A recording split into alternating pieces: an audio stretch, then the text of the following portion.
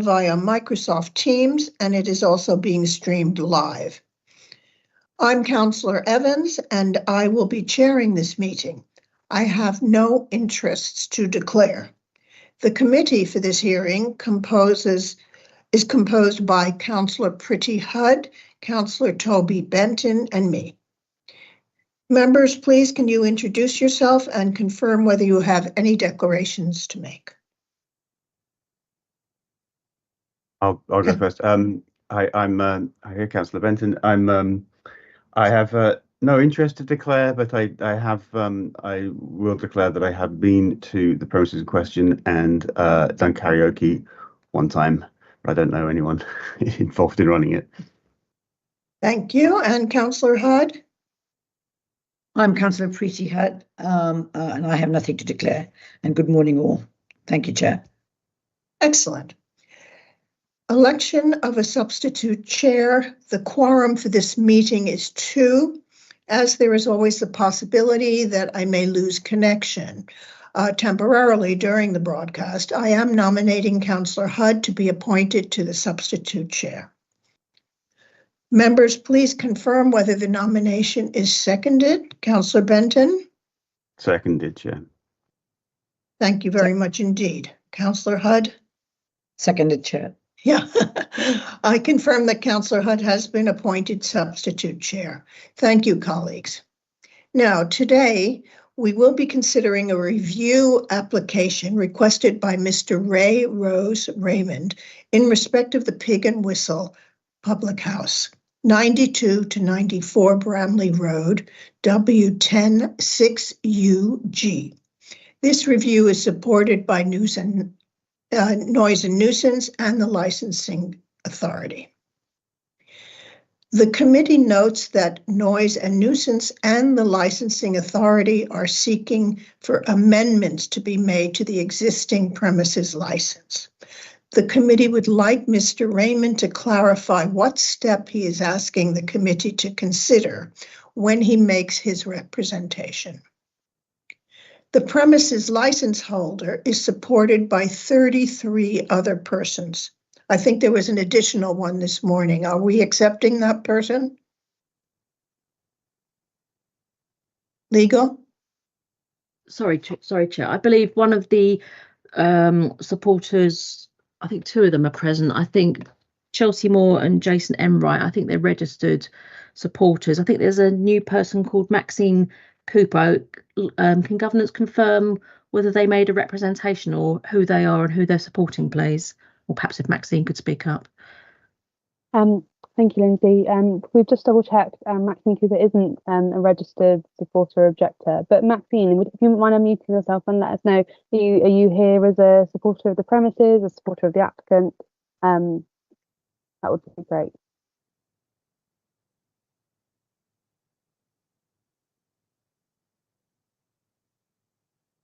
Irrespective, Maxine can't speak because she's not registered. Okay, so at this point is supported by 33 other persons.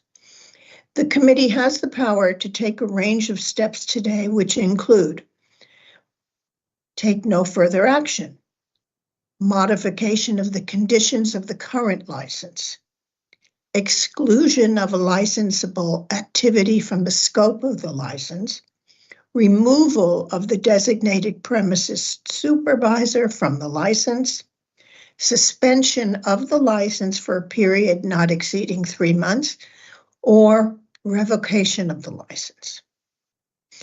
Before we start the hearing for this case, just a few ground rules, please.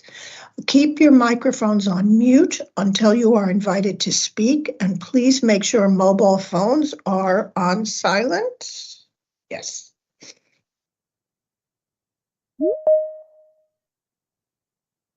Do keep your cameras on when not speaking if you wish, unless we run into connection problems.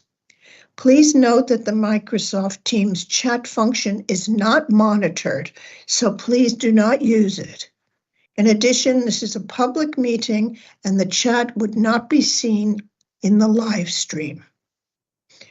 Everyone should have received the procedure for the meeting regarding the use of cameras and how to connect back in if you lose connection. Thank you. Now the papers. The papers relating to today's application comprises the main pack, 4 additional submissions from the applicant for the review, 4 additional submissions from the premises license holder, 1 additional submission from the licensing authority, 1 additional submission from one of the supporters of the premises license holder. Please note that the 7 videos submitted by the applicant for the review have only been circulated to the committee and the premises license holders to date. This is because 3 of the video clips were not anonymized and show customers' faces, albeit indirectly. There will be an opportunity to view them, all 7 of these videos today, if the parties so wish. But it should be emphasized that there must be no recording of such videos by any person. If the 7 videos are to be viewed, then the live stream will be paused while this occurs. Are there any matters that the committee needs to be aware of? Okay, I see people are still joining. We are joined remotely by Paul Phelan and Fiona Johnson from the council's licensing team. Please, can you confirm your attendance? Good morning, Chair. Paul Phelan, present. Thank you. Good morning, Chair. Fiona Johnson, also present. Thank you. Our legal officer, Lindsay Lemasurier, please can you confirm your attendance? Present, Chair. Also with us is our committee officers, Holly Weaver, Nima Mahudin, and Tommy Hanmer, who will be monitoring all of our connections and help with any technical issues we may have. Please, can you confirm your attendance? Present, Chair. Thank you. Thank Present, you. Chair. Thank you. Present, Chair. Thanks. Okay.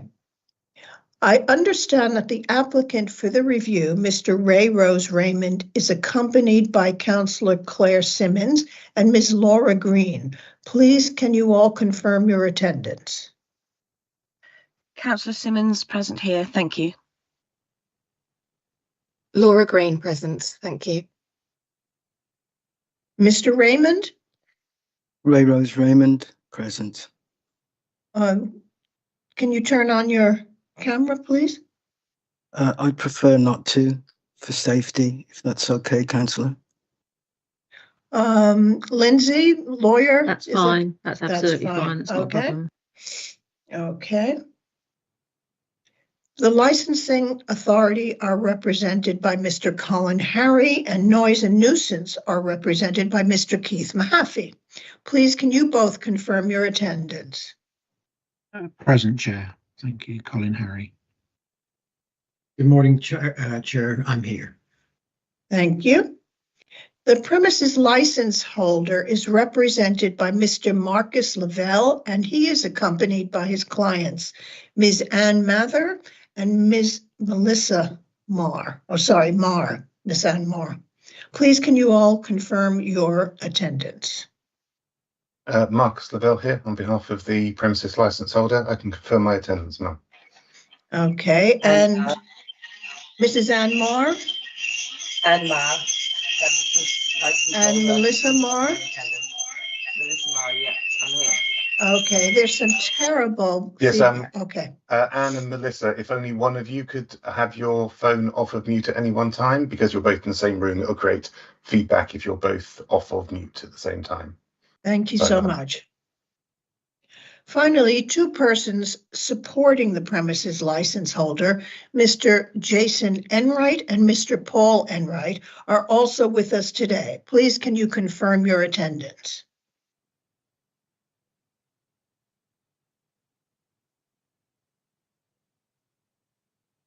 Are you here? Chair, it might be helpful if we find out which of the supporters are here who have registered to vote. Perhaps governance might be able to help out here, and if they want to speak today. Thank you. So we have Mr. Paul Enright and Jason Enright. They're both on the same call. They haven't unmuted at the moment, but they are there and they are both registered supporters and so would be able to speak. We also have Teresa Griffin, who's joined, who is also a registered supporter of the premises. We have somebody called Rick. I'm not sure, there isn't a Rick on our list, but Rick, if you wouldn't mind unmuting, just letting us know if you're here with the premises or with the applicant. Rick, can you speak, please? Premises. No, You're here with the premises. And Yeah, did you thank put you. in a representation? Sorry, Rick, did you put in a representation? Is Rick on the list, No. governance? You didn't? No. Okay, thank you. So you can't speak. And Teresa Griffin, you did put in a representation. Are you going to be speaking? No, You're just observing? I'm observing, yes. Okay. But can I change, if I do deem I wish to say something, can I say it at a later date or do I have to say it now? Well, no, put your hand up if you do want to speak. As long as if you've put in a representation, then and you've turned up at the hearing, then you are eligible to speak. So, Teresa Griffin, you can speak, but raise your hand at the relevant point if you do want to speak, which will be towards the end. I think Rick, you aren't going to speak, but I don't think you put in a representation. Who else is there on the line for the supporters governance? There was, I think Maxine Cooper's left. There's somebody called Emily and somebody called Chelsea. Who are they? And are they? Yes, so we have Chelsea Moore still on the line, and Chelsea did submit a representation, so would be able to speak. There was somebody called Emily, potentially Emily Moore, but she's no longer on the call. Whether she rejoins or not, we'll let you know. Okay, Chelsea, are you wishing to speak? I would like to speak at the end if I can, if I have some points to put across. Okay, you can raise your hand. Okay, so potentially Chelsea Moore, Teresa Griffin, Jason and Paul Enright may wish to speak in support of the premises licence holder. Thank you. Teresa Grimm and Paul Enright. Okay.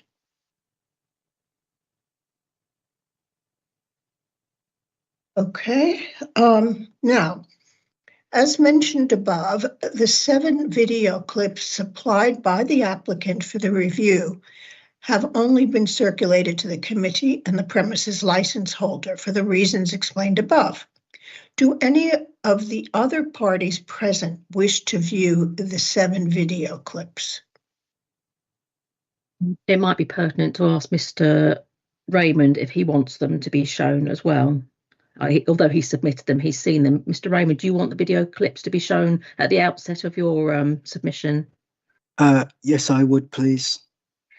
Okay, so that answers that question. So I think it would be helpful. I don't think they're that long, each of the video clips, but I think if they could be shown and if governance can make sure that the live stream is paused whilst they're shown. And as the chair said, nobody is to record them because they haven't been anonymised. Thank you.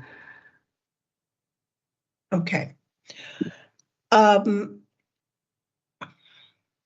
So we will view them at the outset of the applicant for the reviews case. Are there any other preliminary matters that the committee needs to consider? I'm not aware of any. If anybody else has any, though. Okay. None, Chair. Thank you. Okay.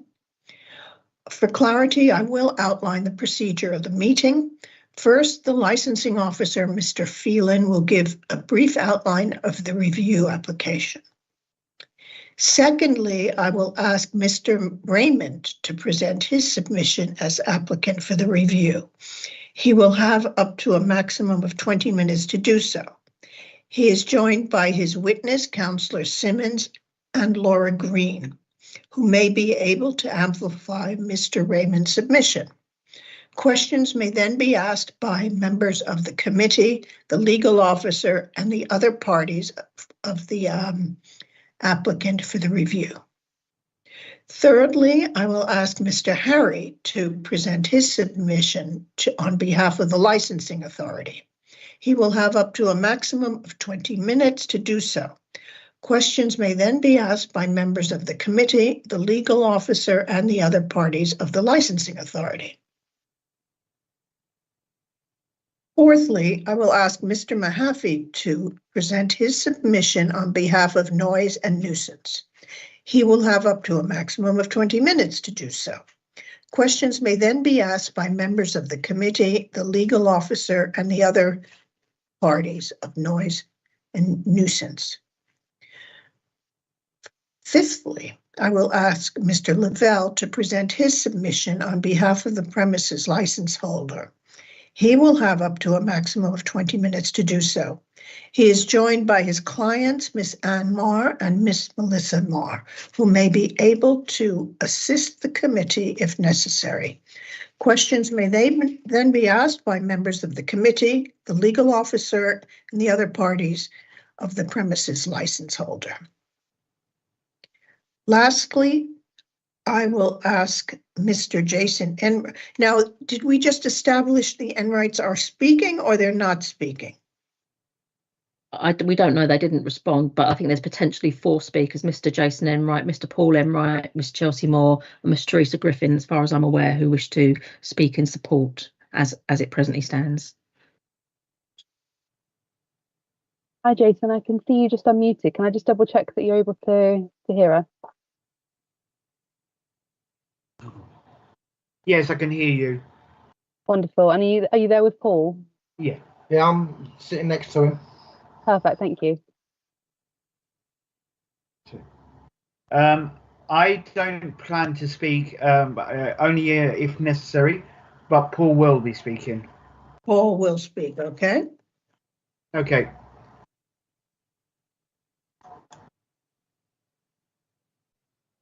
Okay. Questions may then be asked by members of the committee, the legal officer, and the other parties of the premises license holder supporters. After this, we will ask our legal officer, Ms. Lemasurier, to deal with any further questions she may have, and then she will lead on the draft conditions sessions. The list of potential conditions has been circulated to all of the parties prior to the hearing. Then finally, we will turn to governance to see if any issues have been raised that we need to consider. There will be no summing up and the meeting will end. The councillors will then go into private session to make a decision, and the decision will be circulated in 5 working days. In this case, by Friday, the 25th of April. I would like to remind everyone that the committee has read the papers, so there is no need to repeat their content. But please do draw our attention to certain points and pages, and governments will move the document on the screen for us. Let's get going.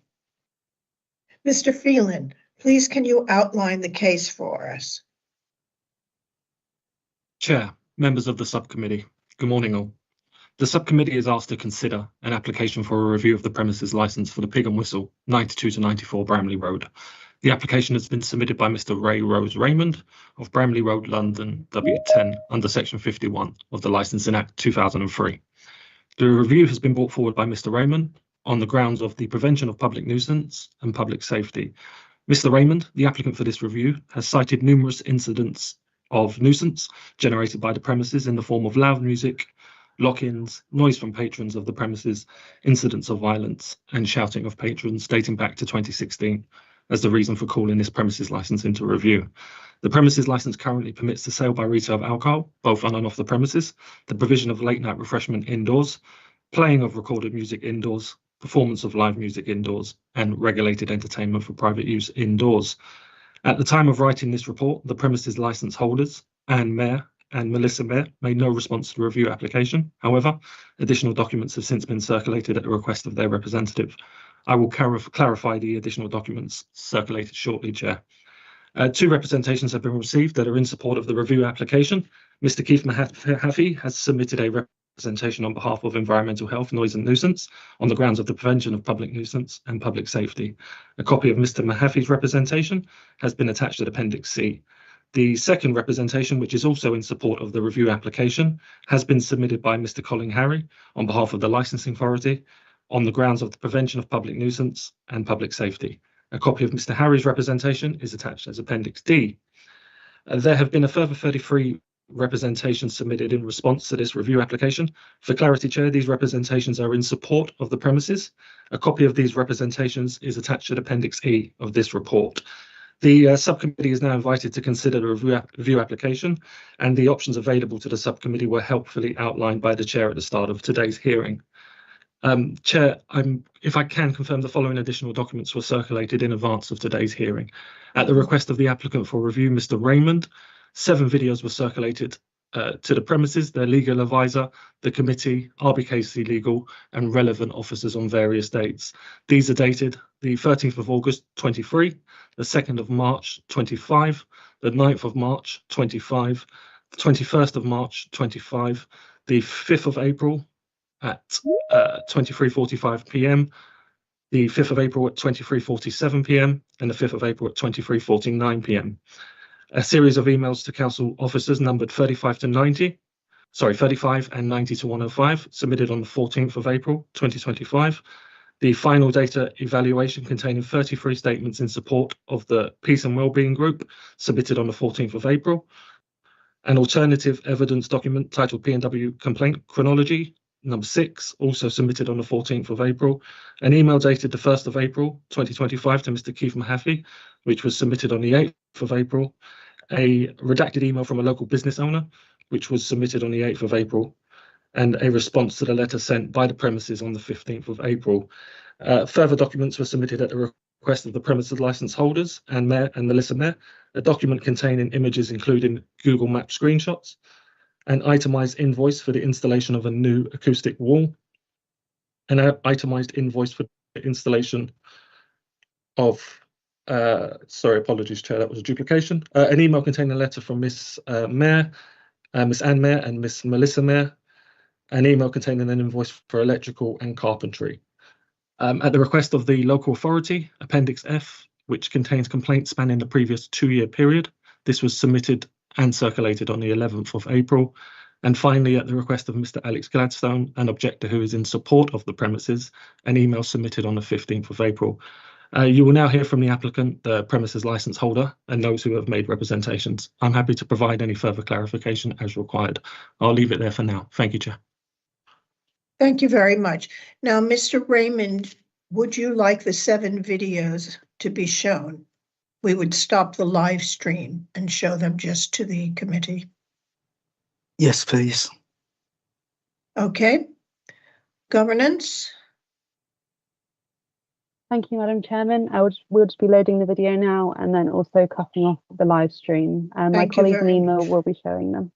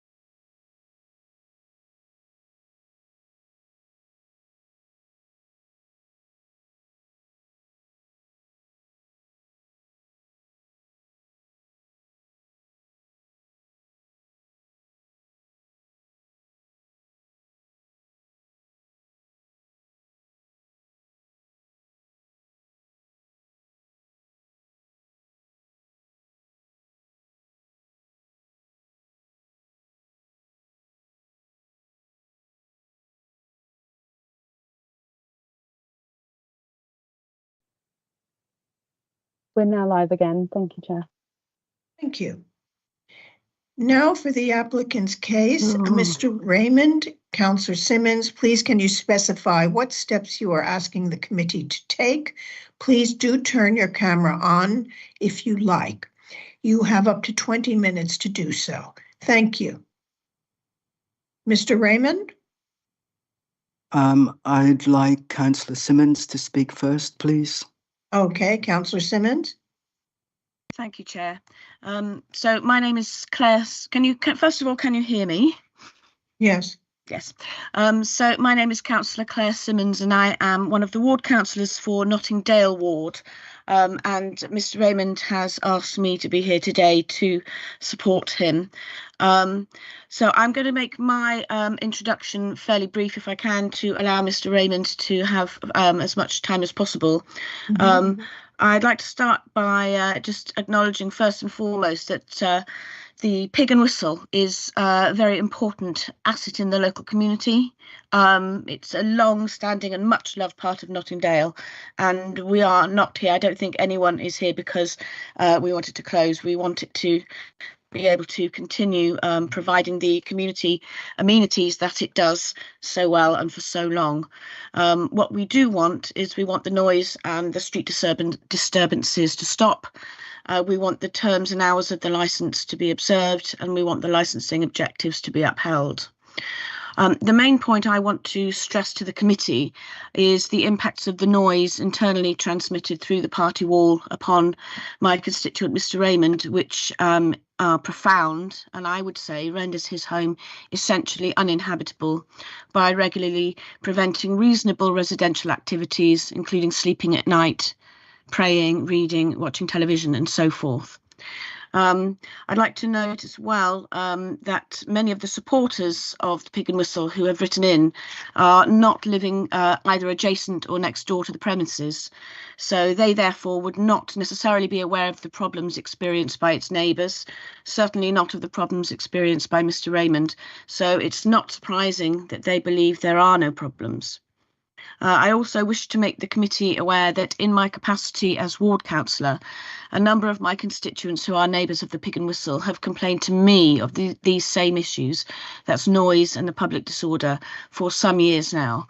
Most have not felt able to complain to the council or to engage with this review for fear of repercussions.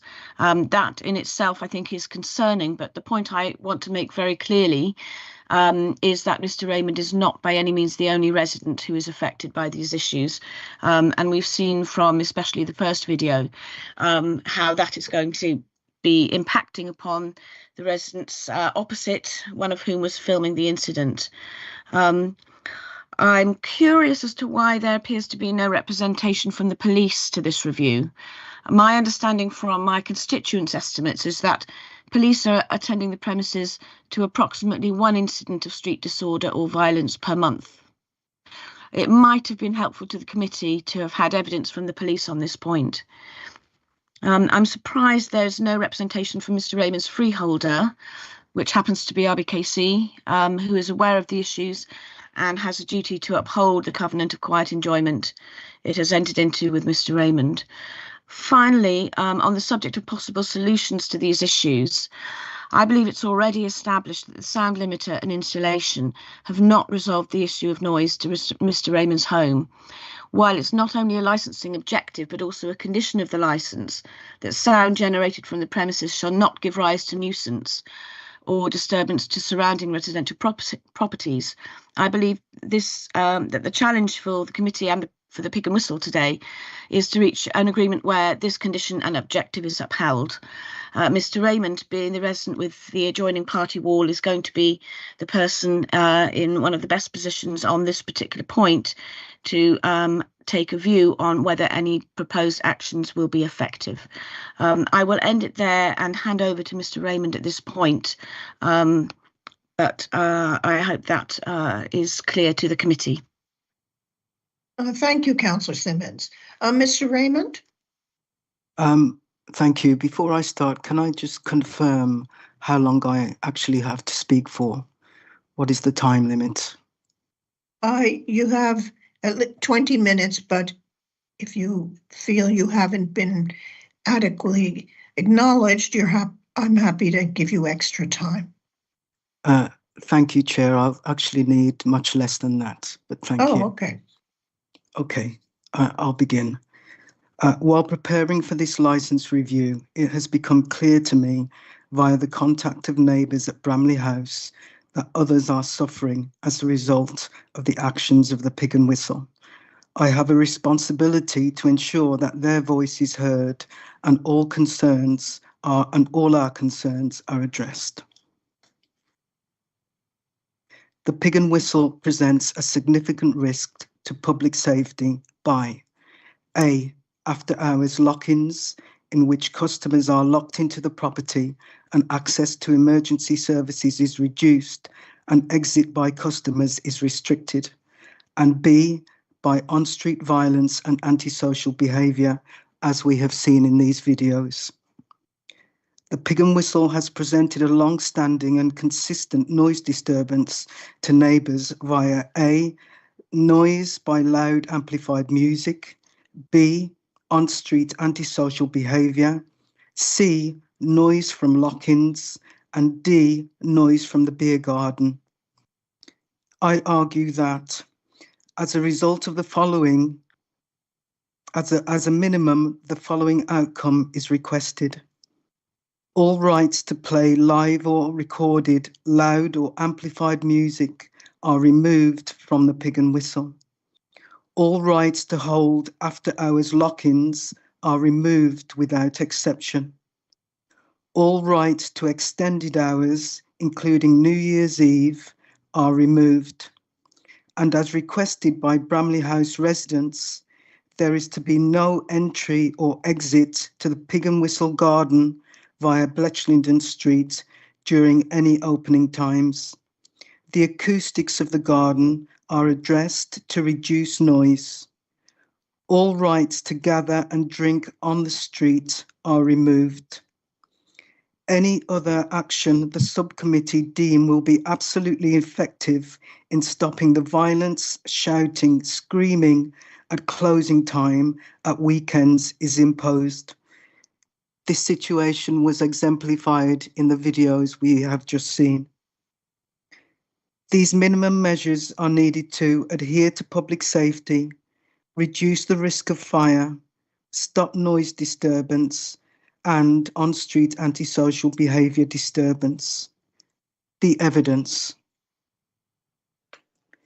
The Pig and Whistle has consistently and blatantly caused noise disturbance to its neighbours and willfully broken licence rules, even though it is on a generous old licence. By drilling down into the data, Appendix F, presented by the noise team, the magnitude and gravity of the situation is exposed. In summary, the data reveals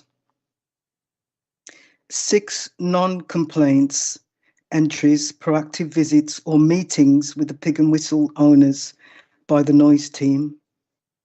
1 complaint of on-street gathering and drinking, 21st of March 2025. We viewed that video. 3 times no answer of noise team phone calls due to giving up with any hope of resolution. 7 home visits refused or declined, either due to being totally dejected, fed up, or ill. 6 contacts or arrivals by the noise team after the loud music disturbance had stopped. 4 complaints of lock-ins, 1 entry which is information only, and 1 entry music returned to disturbance levels. In addition, the most damning evidence is that there are a combination of 17 instances of caution, warnings, S80 notices, threat of court action, breach of licence, fixed penalty notice, statutory notice, and/or loud music witnessed by the noise complaints team. Thus, a total of 46 entries accounted for, with 1 entry attributed to enforcement and police officers on the 27th of August 2023. In conclusion, this means there are a total of 33 reports relating to loud amplified music and noise disturbance. 17 of the 33 witnessed or actioned by the noise complaints team. Based on probability, the remaining 16 noise disturbances are genuine, and had the noise team arrived before the music stopped 6 times, and I had not been beaten down by home visits, arguments about officers' removal of shoes and strangers in my home, those other 10 noise disturbances would also have been observed and verified. In addition, I categorically state that all reports have been made in response to loud and amplified music clearly audible in my home, and during those complaints, I have mentioned in order the songs that have been playing in the Pig and Whistle. The drilling down into the data presented by the noise team Appendix F highlights the enormity and severity of the ongoing noise disturbance, with the latest statutory nuisance witnessed by officers in my home on the 9th of March 2025, approximately 6 weeks after the Pig and Whistle had fitted noise insulation to the party wall, with my latest complaint for noise disturbance occurring on the 30th of March 2025 and on-street disturbance on the 5th of April 2025, the videos of which you watched. While lock-ins are allowed on the current licence, they pose significant danger.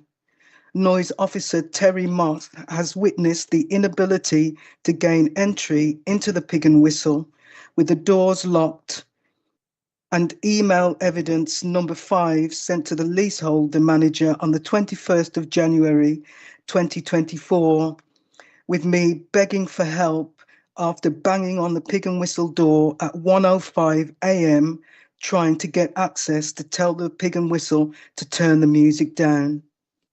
Imagine if there was a fire in the venue and emergency services were restricted in gaining access. Precious time would be lost in saving lives. Evidence, noise gathering on the street. I have been made aware by residents of the suffering the on-street antisocial behaviour causes. The video evidence on YouTube dated the 18th of August 2023 and the 5th of April 2025 clearly shows the horrendous activities that I am aware occur on a regular basis. At a minimum, it is a gathering on the street, shouting and screaming, and at its worst, it is an on-street mass brawl. Pig and Whistle staff are nowhere to be seen to encourage people to be quiet or remind them of their location in a residential area. This behaviour is unacceptable and poses a further risk to public safety. Conclusion. I bear no malice towards the Pig and Whistle. Indeed, I feel some compassion for them. I view their actions as a manifestation of the wider syndrome that inflects many aspects of society, organisations, and professionals. That is, actions which are based on a lack of presence, a lack of awareness of the suffering their actions cause others, a lack of caring for those outside of their inner circle, a lack of an ability to take responsibility, and a lack of understanding how their inaction touches the lives of many. I have begged and pleaded with RBKC for help time and time again, only for those cries to lead us here. Indeed, I feel it's a travesty that I, an ordinary person working more than a full-time job, has had to bring forward the license review. I feel totally disappointed and let down by the noise team. I have shared wanting to take my own life over the disturbance. I am driven out of my home, unable to engage with my evening prayers and meditation, which are essential to me as I follow a path of devotion. At weekends, due to the noise, this has also impacted my ability to sleep and to rest. My last reports of disturbance were 16 months after my first complaint. I'm going to say that again. My last reports of disturbance were 16 months after my first complaint. I am not the only one who suffers. Many do, but are too afraid to speak out and or simply think that nothing can be done. I ask the subcommittee members to act with integrity and presence and grant as a minimum those balanced and measured requests to ensure that public safety is protected and the nuisance created by the pig and whistle is finally stopped. The measures requested would not prevent the pig and whistle serving alcohol, which is its main point of business. All we are asking for is peace, the ability to enjoy our homes on Friday, Saturday, and Sunday evenings. My deepest request is for your integrity and wisdom to stop in its tracks this hell that is caused by the pig and whistle once and for all. And finally, I am reassured and I am so pleased that the local government and social care ombudsman have decided to take on my case. Thank you. Thank you. We'll commence with members' questions.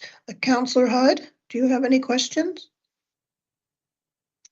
Not for the moment, thank you, Chair. Councillor Benton? Just one, thank you. And this might be somewhat fraught, but I do, if you don't mind, Mr. Raymond, there's speaking about sort of fear of reprisals and so forth, you know, things of that nature, like fear of, you know, your neighbours and all of that. And, you know, I do understand if you don't want to speak any more about it, but I am wondering if there's any precedent for that or anything sort of, you know, historically that that you'd like to say in support of that fear of reprisals that you've mentioned. The fear of reprisals has been mentioned to me, and the evidence sent to Councillor Simmons from those people who live in Bramley House who support review of the licence, and from the local business owner who also is in view of, who is also in support of the review of the licence. They have both requested anonymity and stated that they fear what would happen to them if they made their identity known. As a religious person and a spiritual person, I'm not in fear of the pig and whistle. I'm a semi-recluse, so only leave my home when I need to. So I feel quite protected in my own home. However, one instance that has happened recently was that I believe someone from the pig and whistle has tried to register from my address to vote. Fiona Simmons was CC'd into the email communication with the RBKC voting agency and can speak to that is the truth. But as I stay home mostly, only leaving when I need to, I don't feel in danger. Thank you. I think if everyone's happy for Councillor Simmons to answer. Yep, that's fine. Thank you. I understand what you're asking, Councillor Benton, and I don't have any evidence of any reasonable basis specifically and explicitly for those concerns, but I can confirm that a number of residents, I won't even say where they live, but I do have from a number of residents concerns exactly of this nature, and for that reason they were not did not feel comfortable to partake in this review. So I can confirm that from my own experience, what I hear from my constituents is that these concerns are widespread and considered normal. Okay, well, thank you very much, Councillor. We'll possibly bring that up later. Okay, Councillor Hutt, do you have any questions at this point? Yes, Chair. First, Mr. Raymond, apologies. Yes, it does sound quite traumatic, and the trauma that must cause you to stay in your home with all the noise around you. I think you made your case. It was very well represented.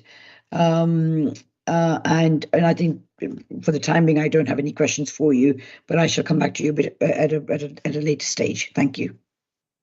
Okay. I do have a few. In terms of the dispersal policy, I see that there's chaos from the incidents you mentioned when there is disbursement. Would you be happy with a disbursement policy, Mr. Raymond, so that it's organized and that people come out 2 by 2 or whatever? Please forgive me, Chair. I don't know what a disbursement policy is. A disbursement policy is how people leave the premises, and I think several of your videos spoke to that. As I have no idea what a disbursement policy is and how it would work in real time, I think I'm guided by the wisdom of the subcommittee members. I'm sorry, I don't have any experience of that. Okay, thank you. Now, I see also, I was looking at some of the complaints, some of them were before 11 o'clock in the evening. Can you speak to that, please? Yes. One of the most challenging things about the noise is the length of time which the noise goes on for. You will see that some of my complaints have started as early as 6 o'clock.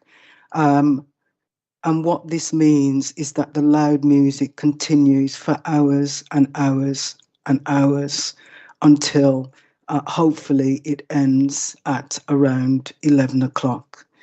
I have made very few complaints about the on-street noise because for me, these are absolutely transient in terms of the length of time in which they go on for, generally less than an hour, whereas the music goes on for a substantial amount of time. I don't know whether that answers your question. Okay, and do you notice a difference between when there is live music, when there's dancing, or when there is recorded music?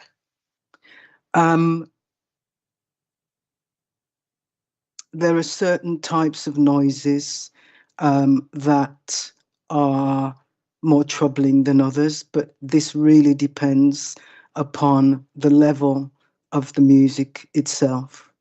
So whether it's recorded or live or any other music, it all depends upon the volume.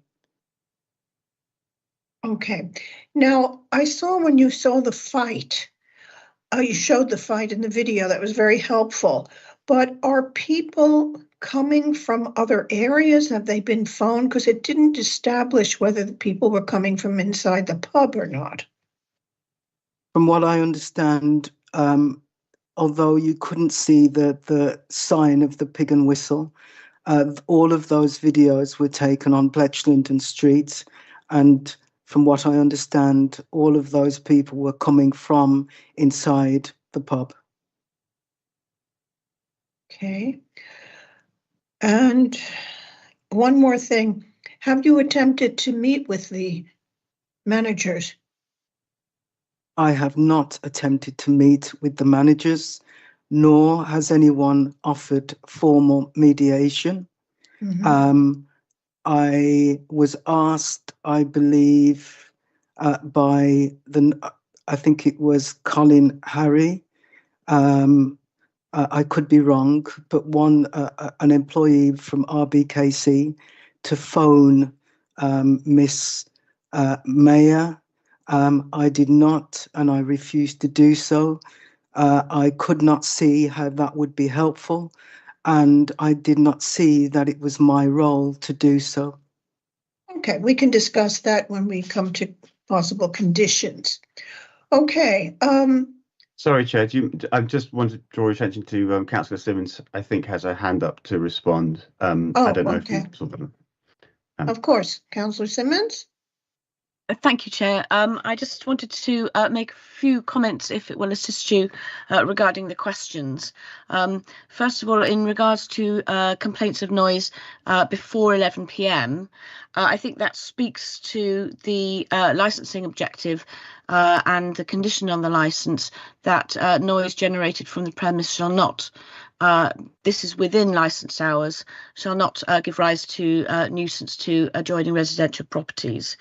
And second of all, regarding the video that showed the fighting, my understanding from residents who have a view onto Bletchlington Street is that that was not an isolated incident, that the noise, sometimes disturbance, sometimes violence in Bletchlington Street is coming from patrons of the Pig and Whistle. And I think if you were to wonder otherwise, then you would have to hypothesize that people were coming from somewhere else to go into Bletchlington Street for that purpose on a fairly regular basis. So I would like to just, if in answer to that question, my understanding from the other residents is that that is indeed customers of the Pig and Whistle. Okay, thank you that is helpful. You will admit, though, that there is a problem with people calling gangs from elsewhere to support them. So that's what I was trying to establish. Okay. Understood. Right. Okay. Thank you. Councillor Hudd? Thank you, Chair. This is for just for clarification. The Bletchlington Street entrance, obviously there's an entrance to the pub to get to the beer garden on Bletchlington Street. Am I correct? That is correct. Yes. Okay, thank you. And Bletchlington Street is also one of the entrances to Bramley House and to the residents on that side. So anyone wanting to enter or exit their home from Bramley House would have had to go past that. Thank you. Thank you, Chair. Okay. Does our legal officer have any questions? Yeah, I've just got 3 or 4 questions. I think the first question is, Mr. Raymond, I think you moved into your flat in either 2015 or 2016, and your first complaint, I think, was in December 23 or August 23. Was there any noise before that, between when you moved in and up until the point you made your first complaint? Yes, there was.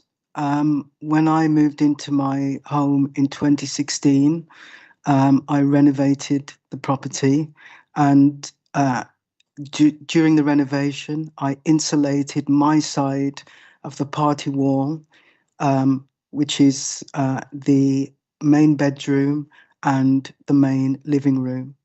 This did not stop the noise or the level of the noise. I believed for many years that as I lived next to a pub, it was my duty to put up with the noise.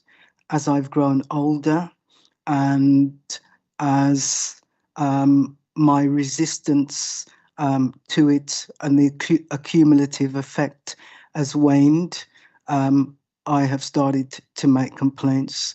And particularly last year, I had a series of 4 deaths very close to me in a short space of time. And I was aware that over the Christmas period and the New Year period, I wanted that time to grieve. And so I was aware of the noise and, quite frankly, just could not put up with it any longer. And then in February, sorry. Has it got worse since then, or is it just the same level? I actually think it's got worse. And then in February, I had no intentions of initiating a license review. And then after the party wall was fitted, and there was another incident at the weekend of the 14th of February, I realised that it wasn't going to stop, and so initiated this review. Thank you. You've mentioned, I mean, a lot of the noise seems to be coming from inside the pub, but you mentioned noise from the beer garden. Is that as bad as the other noise you're referring to? Can you just kind of give me a gauge of the noise from the beer garden? Obviously, there's not music played out there. Is it just noise from people? It is noise from people, and it's not as bad for me, but the communications that I've had with the residents at Bramley House, this is one of the main things that causes them nuisance, is the noise from the beer garden and the noise from the on-street antisocial behaviour. So that is why I've included it, to be respectful to them. And you said that, is the noise mainly just on Friday, Saturday and Sunday nights? Is that the main night of the noise that you're referring to, or is it each weekday night? No, it is mainly Friday, Saturday and Sunday evenings. Lately, they've been playing music as recorded on the 2nd and 9th of March, and within March, they've had live musics, and these have occurred on a Sunday. St. Patrick's Day, I also made a complaint with regards to the noise that was coming from inside the pub and from the beer garden. But it is mainly Friday and Saturday. And just one last question. So works have been carried out by the premises licence holder to the party wall, acoustic works, and I think they've got some noise sound equipment. Since these works have been carried out, is the noise less? That's the first question. And I think the second question might be more for the premises licence holder later on. I know there was talk about the speakers being removed temporarily to the other side of the pub, and you said that was better. And I'm not clear if they've been moved back there, which is why you still may have a noise complaint. So if you could ask those questions, please. Sorry, can you repeat the questions again, please? Since the works have been carried out by the premises licence holder, the works to the party wall, the acoustic wall, and I think they've had some noise limiting equipment. So I'm not too sure if that's in place yet or not. Has the noise reduced since then as a result of those measures? I was hopeful that the insulation of the party wall would be sufficient. What I found really upsetting is that, in actual fact, it should be. However, it is rendered useless if the music is turned up to a certain level, then it has no effect. And or, as you could see from the videos, the speakers are placed close to or above or pointed up towards the ceiling where there is no sound insulation. The last witness from my home of the noise disturbance by the noise team was on the 9th of March. So that is well after the insulation has taken place. My understanding is that whatever measures are put in, if sufficient care or the rules are broken or the speakers are placed next to the party wall. It makes no difference whatsoever what's there, and the sound still reverberates into my home. I mean, perhaps later on the premises licence holder can clarify whether the noise limiting device is being used yet, because I'm not clear on that point, although I know some works have been carried out. Okay, I think that's it for questions for now for me. Thank you, Chair. Sorry, can I just add one thing also? Yep. Due to the impact on me and the fact that I just cannot bear the noise, I am no longer staying in my home on Friday and Saturday evenings. I go and stay with a friend and return after 11 p.m, which is when the music is supposed to have stopped.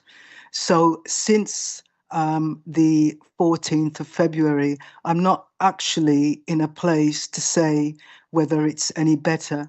The latest disturbances that I've reported have all occurred on Sundays when I was expecting to have peace and quiet in my home. Thank you, understood. Thank you very much. Okay, does the licensing authority have any questions?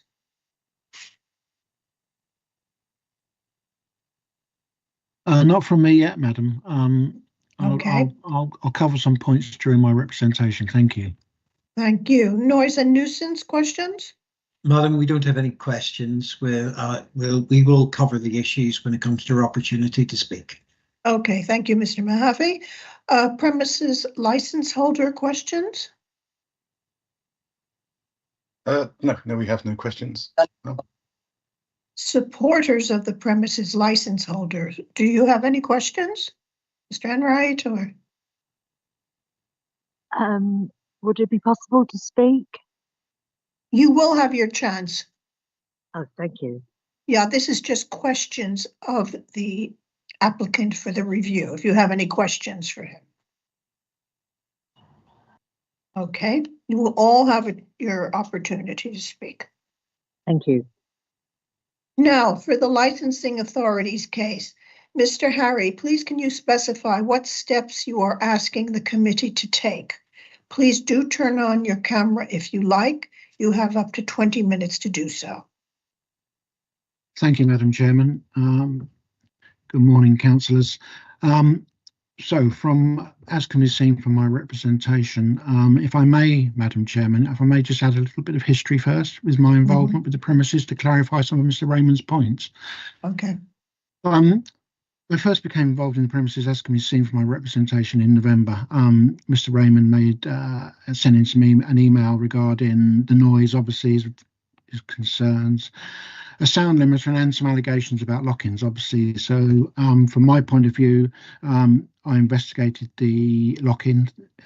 A date was given of the 16th/17th of November. That was investigated. Indeed, the licence was breached. There was evidence of alcohol being consumed up until 1 a.m. in the morning.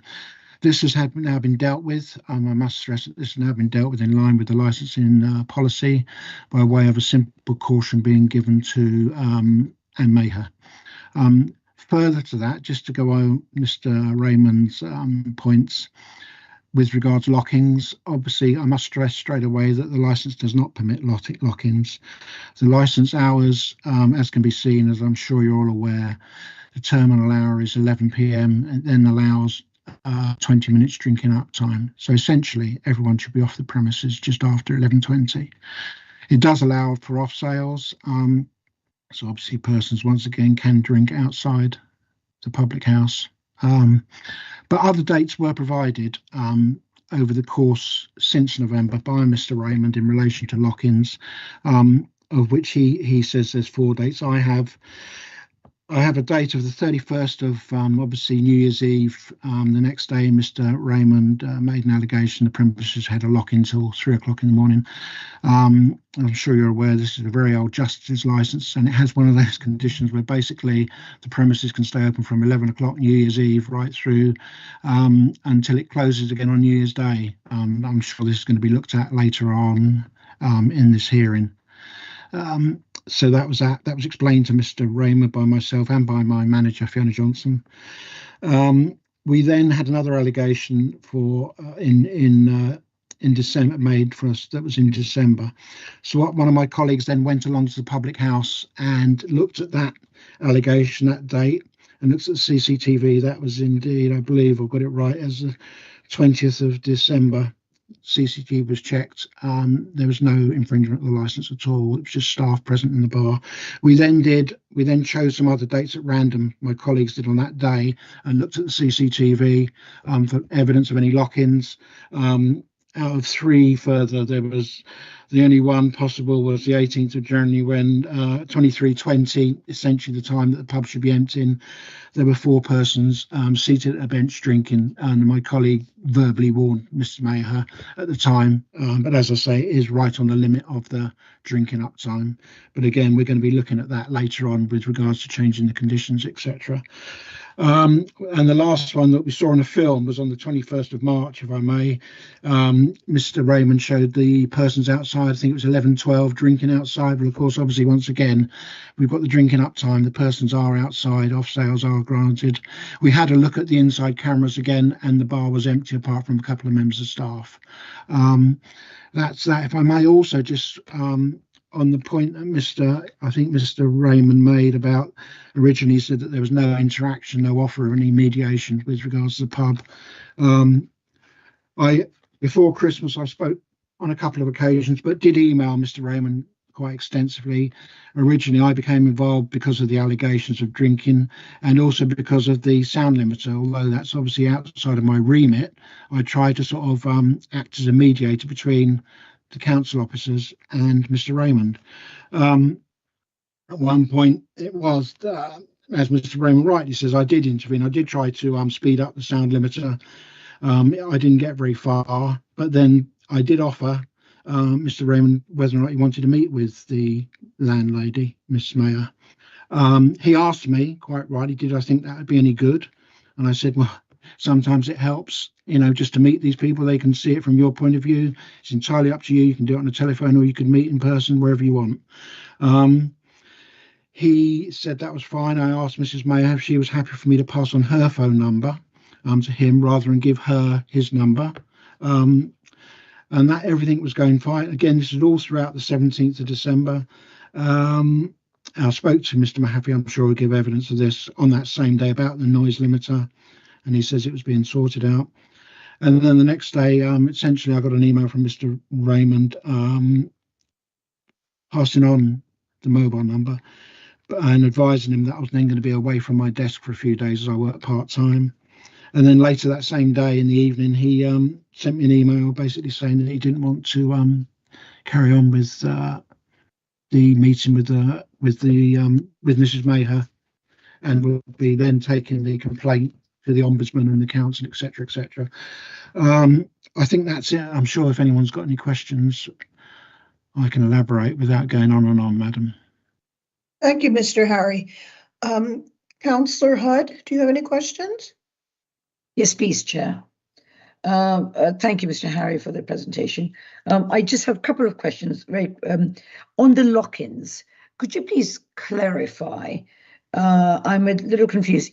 Are they allowed to have the lock-ins, or is the contrary? No, I mean their license is till 11 p.m.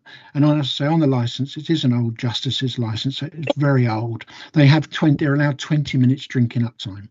So essentially, we would say that they should be leaving the premises at 11:20. So the allegation of a lock-in, no, absolutely not. No, they would be breaching their license. I mean, they could have a lock-in in fact as long as there's no sale by retail of alcohol or no licensable activities would be taking place. But then I'm sure that the members of the staff would rather be at home than just sitting there in the bar chatting. And as I say, I hope I explained the New Year's Eve one, which is, as I say, a very old condition. I know it's going to be looked at later on, but essentially it allows the pub to stay open right the way through New Year's Eve, from opening time right the way through until closing time on New Year's Day. I hope that clarifies that, Madam.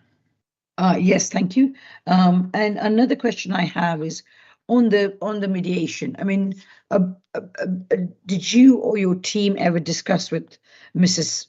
Meyer of how they could resolve this situation, and you know what their attitude was for breaching some of the licensing rules?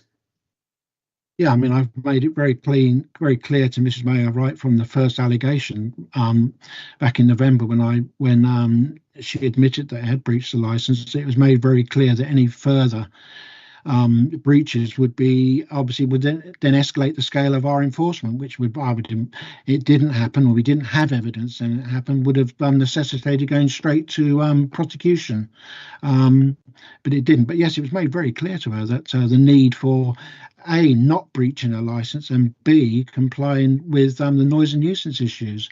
She was more than willing, as I say, probably from before that, but that was the time when I asked her in December if she was willing to meet with Mr. Raymond, and she was more than willing for that to happen at that time. As I say, Mr. Raymond was someone perhaps rightly reluctant, but I thought it might help.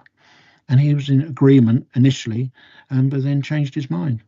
Mm-hmm. But would you agree that despite the warnings, despite you speaking to Mrs. Mayer, all that has happened is it doesn't seem to have had much of an impact? No, yeah, from a licensing officer's point of view, obviously we encompass part of the license, the music. So yeah, what's happened is very disappointing that it has continued. As I'm sure Mr. Lavelle is going to cover the fact that they have done extensive work, etc., and he'll go into detail with that. Yes, it's disappointing that the music has continued at times. I've spoken to her on a number of occasions about it, as obviously have noise and nuisance. But yes, I would say I'm disappointed. I'm glad that I have not had any further evidence of any breaches of the license with regards to these lock-ins. So I'm glad of that, at least. Mm-hmm. And the breach of the lock-ins was since what date? Could you just remind me, please? The original sort of date was around the 16th. It was the 16th/17th of November was the original date of a lock-in. And I don't know whether or not Mr. Lavelle will cover it, but essentially it was the landlady, Mrs. Mayer's, from memory, niece's 18th birthday. There'd been some mix-up with the venue, etc., etc. So it was done, but she freely admitted it, which is to her credit, I suppose. Not to her credit that she carried it on, but at least she admitted it. So that was then. Then I have other dates if you want the other dates, madam, or are you?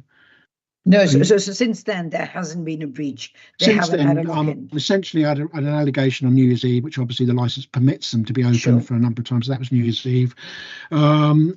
And then, as I say, one of my colleagues went there on the 28th of January and looked at the CCTV. They looked at a date of the 20th of December. There was only staff in the bar. The 28th of December, the bar was empty. These we usually would check sort of between 11, half to 11:15. So the bar was empty. The 16th of January, there was no patrons in the bar at all. And as I say, on the 18th of January, they found 4 persons seated at a table at 11:20 drinking. And Mrs. Mayer was just verbally warned because technically they should be getting up and leaving. It's now 20 past, drinking up time's just finished. So that's how that was dealt with.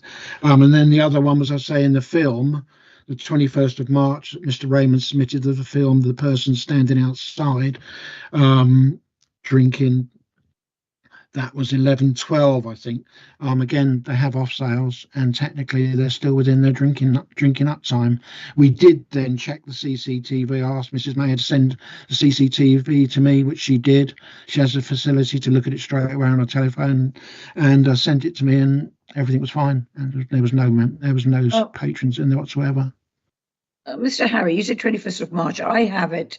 I might be mistaken. Maybe the governance can confirm this. 21st of March, 25, gathering outside. I noted the time as 11:25 p.m. Right. Okay. Well, I had it down. And it was quite a big gathering. It wasn't. But as I say, if governance can confirm that, I'd be very grateful. And Chair, if I may, just one final point. Mr. Harry, have you received complaints from other residents of Bramley House besides Mr. Raymond?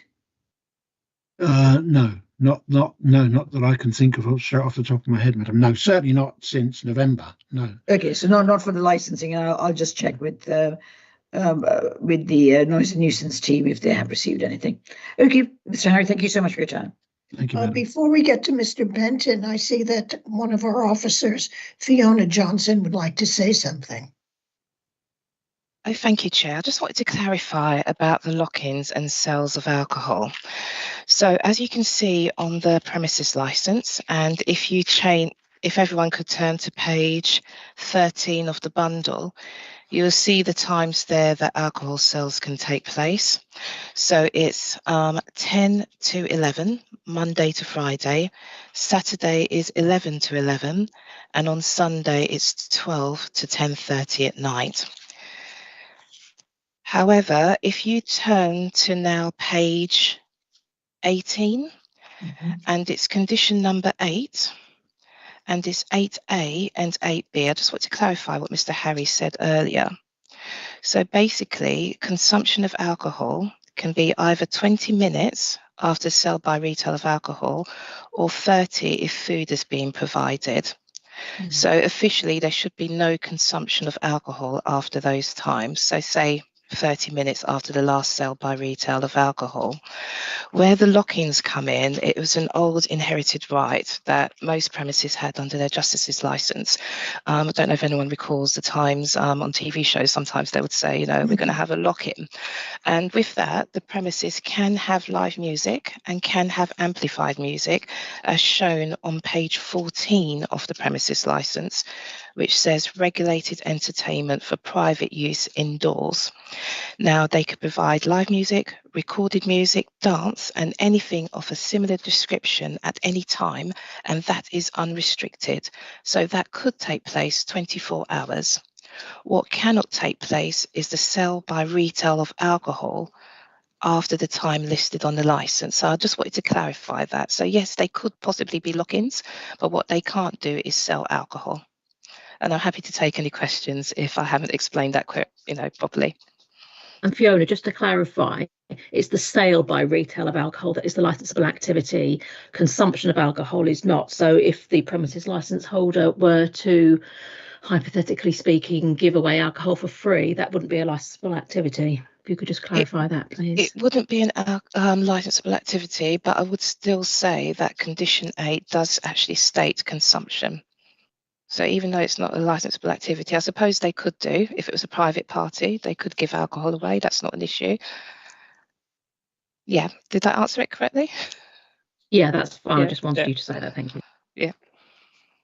I can add that it's easy to establish, because if they carry on selling, you would see it on the Z1 on the till. And the times are noted. So that is very easy to establish that. Okay, Councillor Benton, any questions? No questions right now, Chair. Okay, I have one because my colleague was very thorough, and I want to know, do you feel, Mr. Harry, that the type of music, whether it's live or recorded or dancing, makes a difference? Not being an expert on the noise, etc., madam, I think from what I've understand from conversations, a lot of this is down to bass. And as I say, I'm not an expert. Mr. Mahaffey is the expert. Okay. Yeah, that's the best way I would answer it. I understand that it's down to bass, the thump of bass, which you can obviously still get on a live. You could still get on a live session, madam. Right. I hope that helps you in some way. Okay, thank you. Does our legal officer have any questions now? Just one quick question. So, Mr. Harry, you're not seeking revocation of the licence. You're seeking amendment to the conditions on the licence as set out in your representation, and I've transposed them also across onto the draft conditions. Is that correct? That is correct. That is correct, madam. Yes. Thank you. Okay. Applicant for the review, do you have any questions? Yes, I do. Yes, Mr. Raymond. First of all, Mr. Harry, can you tell us whether formal mediation was ever mentioned to myself, or whether it was just as you've stated, to make a phone call to and have a chat with? By formal mediation, I mean, I hope you agree that I said to you that would you like to meet with the premises? You were uncertain, quite rightly perhaps. You were uncertain and asked me if it helped. So my idea was that when you said that you were happy for me to pass, or for me to pass to you, the phone number for Mrs. Maher would be that you would then just either arrange to meet or discuss things over a telephone. To me, that would be some form of mediation. Was formal mediation ever mentioned? And do you actually know what formal mediation is? No, I don't know what formal mediation is, and I'm not sure. So, No, hold on. And I'm not sure that I've ever done that in the council as a licensing officer. My way of mediating between the two of you is to try and get you to meet. We quite happily go with you. We do from time to time. We meet with premises and people who make complaints, and we act as the sort of the go-between. Perhaps that's mediating. That's the way I would understand it. Okay, so I did not understand and did not take your wish or your instruction for me to phone Miss Maher as formal mediation. Formal mediation is when an independent third party takes control of the situation and acts as a go-between between the two parties involved. So as far as I'm concerned, mediation and formal mediation was never offered. The offer to make a phone call to Miss Mahaffey was put on the table, and yes, I did reject that. My next question is, Can I answer that, madam? Can I answer that, madam, please? Yes. Mr. Raymond, yeah, I think it's fair to say, and I hope you agree with me, that's the first time you've used that term to me. You didn't ask me if you didn't use that term formal mediation at any point back in December when I offered. Would you be willing to meet? There was no mention of formal mediation, and I'm sure I would have discussed with you exactly what exactly it was you meant when you said formal mediation. And I'm not sure I'm really an independent party as a licensing officer. My intention was purely to try and help the situation by getting you two to speak to each other. Thank you, madam.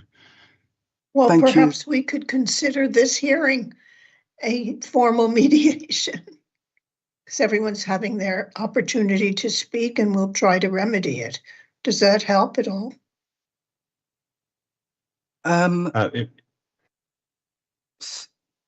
Sorry, I was going to say, as someone who's trained in mediation, Chair, this isn't formal mediation either, unfortunately. And there was no need for me to mention formal mediation or for Mr. Harry to mention formal mediation, because none of us perceived that was what was happening. As far as I was concerned, this was someone asking me to phone Miss Maher to have a chat. And yes, it may have been done with the best intentions, but that is not mediation. Okay, thank you. Do you have any more questions, Mr. Raymond? Yes, I do. There's just one. Yes. You will see from the evidence of the email summary that on the 18th of March 2024, email number 5, on the 21st of January 2024, there was an email sent to the head of leasehold at 1:05 in the morning, in which I describe banging on the Pig and Whistle door to have them turn the music down. Of course, this is probably too far in the past for CCTV to be viewed, but based on this incident, is it possible that some of what I experience or describe as lock-ins and what has been described from Miss Johnson, where there is no alcohol sold, but I can hear from within my home noise disturbance. And of course, I'm not in a position to go down into the pub. I don't want to leave my home to be knocking on the door or gaining entry. So what I'm actually reporting is noise disturbance. Is that possible? Regardless of whether alcohol is sold or not. I'll ask our solicitor to answer that, please. Yeah. Well, I'm sure Mr. Harry can answer that. But yes, of course, any noise disturbance doesn't have to be linked to the sale of alcohol. Any noise disturbance can be reported, definitely. Yeah, thank you. I agree. Thank you, madam. No further questions from me. Okay, thank you very much, Mr. Raymond. I must say you're very well prepared. You should have been a solicitor. Noise and nuisance questions. Mr. Mahaffey? Madam, I don't have any questions. Thank you. And the premises license holder questions. Mr. Lavelle? Hello, madam. I just have a couple of questions for Mr. Harry, if I could, just to clarify some things. Mr. Harry, can I just check you can hear me? Yes, I can, yeah. Thank you. Just to effectively sort of summarise your evidence on this issue of lock-ins, that you'll have seen there's claims of repeated and frequent lock-ins where everybody is sealed inside and activity happens after licensed hours. Your evidence, just to clarify this, was that other than the license holder holding their niece's birthday last year, which was identified as a breach of the license, seems like a breach of the license, and they admitted a breach of the license. So other than that, there's been no evidence of any lock-ins, with the exception of your officers witnessed 4 people sat at a bench who arguably should have been told to leave at that point. That's what's been seen. That's correct. And just for the benefit of the members, that doesn't require you to turn up as the lock-in is taking place. You have used CCTV to review everything that's happened inside, and you have seen that the allegations of lock-ins have not been evidenced when you actually look at what takes place in the premises. Yeah, on what was provided to me and looking at the CCTV, the dates, no, I have no evidence. Okay, just 2 other questions, so I'll try and be brief, madam. I anticipate you're very familiar with the licenses of the Royal Borough. Would it be fair to say that you see noise limiter conditions as a relatively common form of condition on licenses in the Royal Borough? Yes, it is. And correctly set noise limiters, are they effective at preventing noise nuisance? Yes, they are, as long as they cannot be overridden, obviously, yes. Excellent. Thank you very much. No further questions for Mr. Harry. Thank you very much. Supporters of the premises license holder, do you have any questions? I'll take that as a no. Am I right? Okay. Now for the noise and nuisances case. Mr. Mahaffey, please can you specify what steps you are asking the committee to take? And please do turn on your camera if you like. You have up to 20 minutes to do so. Thank you. Thank you very much, Madam Chairman, and I will try not to take up my full 20 minutes. Basically, the steps that I really would like to take are outlined in my representation on Appendix C on page 187 of the report. Basically, it gives you a kind of a history. I think the thing that is not in dispute here is that we have a statutory nuisance, we have a problem, and the problem arises due to the way in which sound transmits across the party wall into the premises next door and causes a nuisance to Mr. Raymond, or Ruth Raymond, who lives next door. As part of this, what we were trying to do was look at how we can actually address the issue of the sound transmission. And the whole essence of the work was to get the sound insulation of the party wall upgraded. And this was done through the installation of an acoustic wall. It was a high mass wall that was put in. It was independent from the structure. And basically, when it was installed, I was there having a look at what was going on, and I was very happy with the way in which it was constructed and the way in which it was finished. The whole essence of the thing is to have proper acoustic principles being paid to at all times in which the construction of the wall was erected. Now, when the wall was erected, the whole thing was to see what the difference was. At the time, the music from the sound system and the karaoke was taking place at the other side of the premises, and it was there after the wall was in construction. The problem, it wasn't as significant a problem in Mr. Rose's property when it was on the far side of the premises, but when it moved back to its original position, which was close to the party wall, that's when the problem all arises. Now, when you're dealing with acoustic works in a building, the first thing that you do is you do something, you reevaluate it, and then you do something more until you get the desired effect. Now, the whole issue here is to stop noise being transmitted from the premises into Mr. Raymond's property to give rise to a public nuisance. We can't stop all noise or give him silence, but what we can do is ensure that what we witness in his premises doesn't give rise to public nuisance. And clearly the acoustic wall has had an effect. The big issue is the louder you play your music, the more sound insulation you will need in the premises. So the essence now was to sit down and to look at limiting the sound system, and through the design of the sound system to basically give the premises what they're looking for in the fact that they could have discos and karaoke without it being at such a level that would transmit across the party wall and give rise to the public nuisance.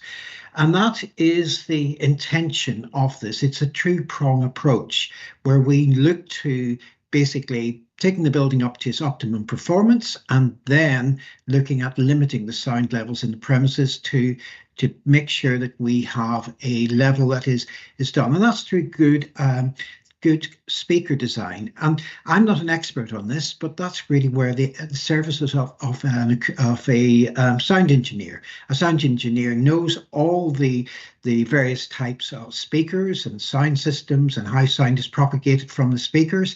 And it's his expertise that we rely on to basically give us the advice to deal with this. Now, I met with Miss Maher, and quite honestly, she was very stressed about the whole thing, and she wanted to deal with it. But what happens in these circumstances is people don't know how to deal with these issues. They're lost. And when we spoke with Miss Maher, I said to her, look, the best thing you can do is to, once you get your acoustic wall in, is to get a sound engineer engaged. And she did so. And one of the I actually gave her the name of a sound engineer that I've worked with for 30-something years, and he is very knowledgeable. And the gentleman has now been inside. They've now revamped the complete sound system, and I've been informed that the new sound system was installed yesterday. In the premises. Now, what this will basically mean is that if you are going to be playing music on the premises, anybody with a DJ desk or a karaoke desk will have to plug into the limiter. And it will only be levels that go through the limiter that will give rise, that will be able to be then relayed through the sound system. And the whole thing now is to get the sound system set at a level that will not give rise to a nuisance. And clearly, I'm back in London next week, and I'm very happy to meet with the sound engineer and Mr. Raymond to basically come into his property, get the levels reduced. And if those levels are reduced, then we can walk away, lock the system, and we know that if they operate in the premises, that those sound levels will be maintained and they will not give rise to the nuisance. So that's the intention. We were hoping to get it done prior to this hearing so that we could come to you and say, yes, it's been successful, or no, it's not been successful, and be able to give you some form of feedback. But we are where we are, madam, and hopefully we can get that matter resolved as a matter of urgency, so that we can basically ensure that when the premises operates, it doesn't give rise to further nuisance. In regards to my representation, well, there are a number of conditions that I'd like to attach. And clearly those conditions, the first one is basically the 30 minutes. We also want to make sure that we have no music giving rise to nuisance, and everything should be played through a sound limiting device. And we've asked for both live and recorded music. So basically, if we go for certain types of live music, it would have to be synthesizers that could go through it, rather than somebody playing a clarinet, because you can't run those through sound limiting devices. So it's very clear on what we've asked for. We've also asked that no independent sound system should be brought on the premises. So it means that only music generated on the premises, all music generated premises, should go through the limiter. Now, the other thing that we want to ensure here is that the deregulation, as in I think section 188 of the Licensing Act that's come in, we would want to make sure that it no longer applies to the premises, so that at all times when live and recorded music is played on the premises, it should be licensable, and as such, it would be subject to the conditions that are all the conditions that are attached to the premises license. In regards to the external management policy that you did bring up earlier, it's not a condition that I have suggested, but madam, it is a condition that, based on the various complaints that we saw from the video, that would be very useful here. Because if people are outside and they're making noise and there's issues with people outside, then they must have a strategy at the premises to manage it. And, you know, at the end of the day, it's not for us to tell premises how to operate or what to do. It should be for them to know their premises and to have the appropriate measures in place that will address this. And clearly we can't have what happened continuing, because there are so many residents in the area who can be severely affected by it. So clearly that would be the only additional condition that I would be looking to attach to the premises license. Other than that, I have no issues with an 11 o'clock license, and basically, as long as the premises has the conditions, the sound limiter set, and they understand the way in which the sound transmits to neighbouring premises, then clearly I would have no issues with the license being varied as suggested in my representation. Thank you very much, Mr. Mahaffey. Now, we're going to do the questions for Mr. Mahaffey, and then we will take a 5-minute break. Members, do you have any questions? Councillor Chair, Hudd? I have a very, very brief question, please, if I may. Yes. Mr. Mahaffey, could you just please confirm how much time evolved between the old system, which was obviously very inadequate, to the current system being installed? And it is a pity that you haven't been able to test it before the hearing. And I'm just a little surprised at why it's taken so long. Well, the sound installation went in January, and then in February I met with the premises to go through it, because you do one step, you evaluate, you do a bit more, and at the end of the day, a lot of when we found out that it was, yes, it was the sound. There was a sound insulation upgrade with the independent wall, but it wasn't sufficient. But I always said to Ms. Maher that the next step was to do the limiting. Now, we have no notice on the premises to require them to do it within a specific time. What we have to do in these circumstances is work with premises. We have to encourage, we have to help them. And an awful lot of these things are not cheap, madam. I wouldn't like to tell you how much these things could cost. And it takes premises a bit of time sometimes to be able to afford to do the work. And clearly, you know, you have to have the right person, you have to have somebody coming in, and you have to have a system completely redesigned for the works. Now, we've been at the stage, we've gone through all those steps now, and we're at a stage now where we have a system which can be now limited to hopefully resolve the problem. Thank you. No, I wholly appreciate that. Thank you. And could you just one very quickly, why the relocation? Why did they move from the far side back to the original location? Well, how they operate is their business. It's not for me to say. But the further away the sound into the live music activities take, the greater the path difference, which will have an attenuating factor on the overall sound levels. But it basically demonstrated that when the karaoke and things occurred at the other side of the premises, there was a significant difference over what we had witnessed before the wall went in. So we know we have achieved a significant upgrade, but it's not sufficient. We need to do more to hopefully resolve it. And now we're at a stage, if we can set levels and we can get good management practices in the premises, then hopefully we will come to a resolution of this problem. Thank you very much. Thank you, Chair. Pleasure. Councillor Benton, do you have any questions? No, I think it's been covered. I'm just thinking out loud. It's really just more about that more for the operator about moving things around. So I think I'll leave it to ask the operator. I don't think Mr. Mahaffy is the one. Okay, and Mr. Mahaffy, I think it would be very good to confirm that meeting when you're in London next week. What needs to be done since all the parties are here? Well, basically, yes. What we need to do is we need to get the sound engineer on site. We need to basically have somebody in Mr. Raymond's flat, and that can be a member of my team, and basically somebody in the premises. And we just bring the music up. We play a standard type of music with a very heavy bass, because if you appreciate, bass is what mostly travels, and the more bass we take out of the system through the setting of the limiters, the less it will affect Mr. Raymond. So it's a matter of bringing it down to what we consider to be an appropriate level that's not going to give rise to a nuisance.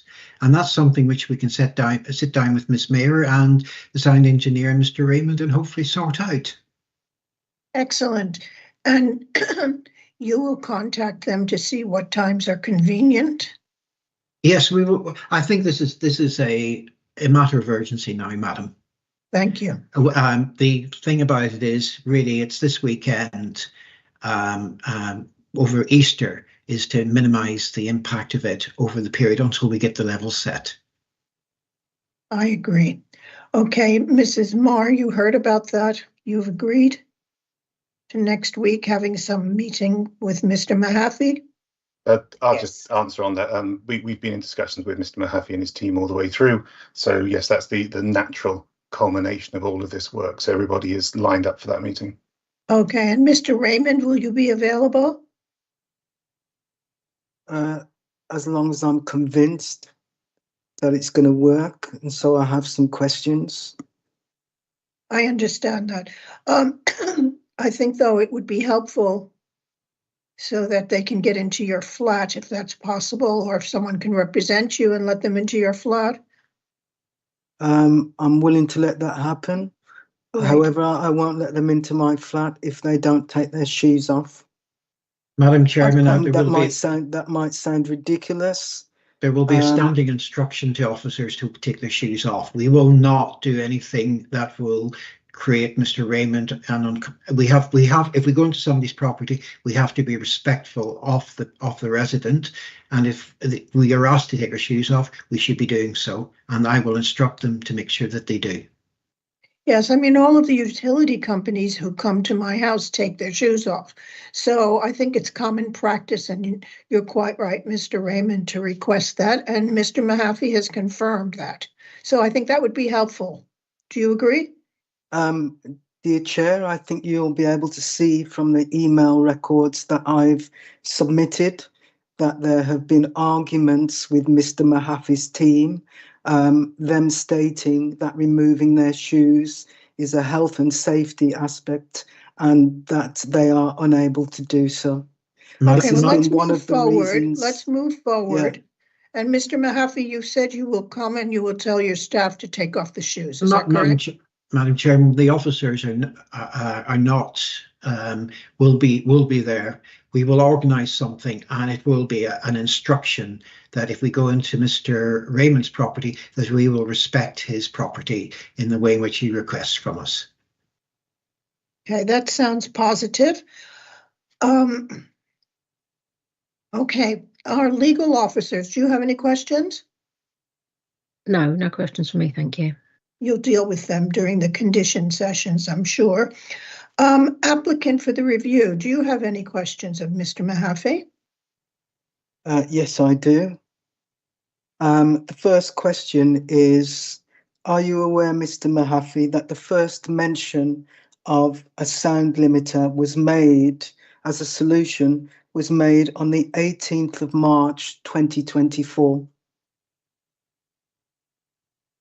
No, because I've been discussing sound limiting devices with them in January.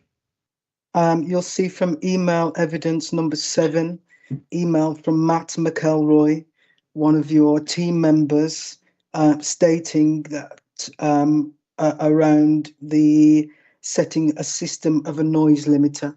That was in March, on Monday, the 18th of March, 2024.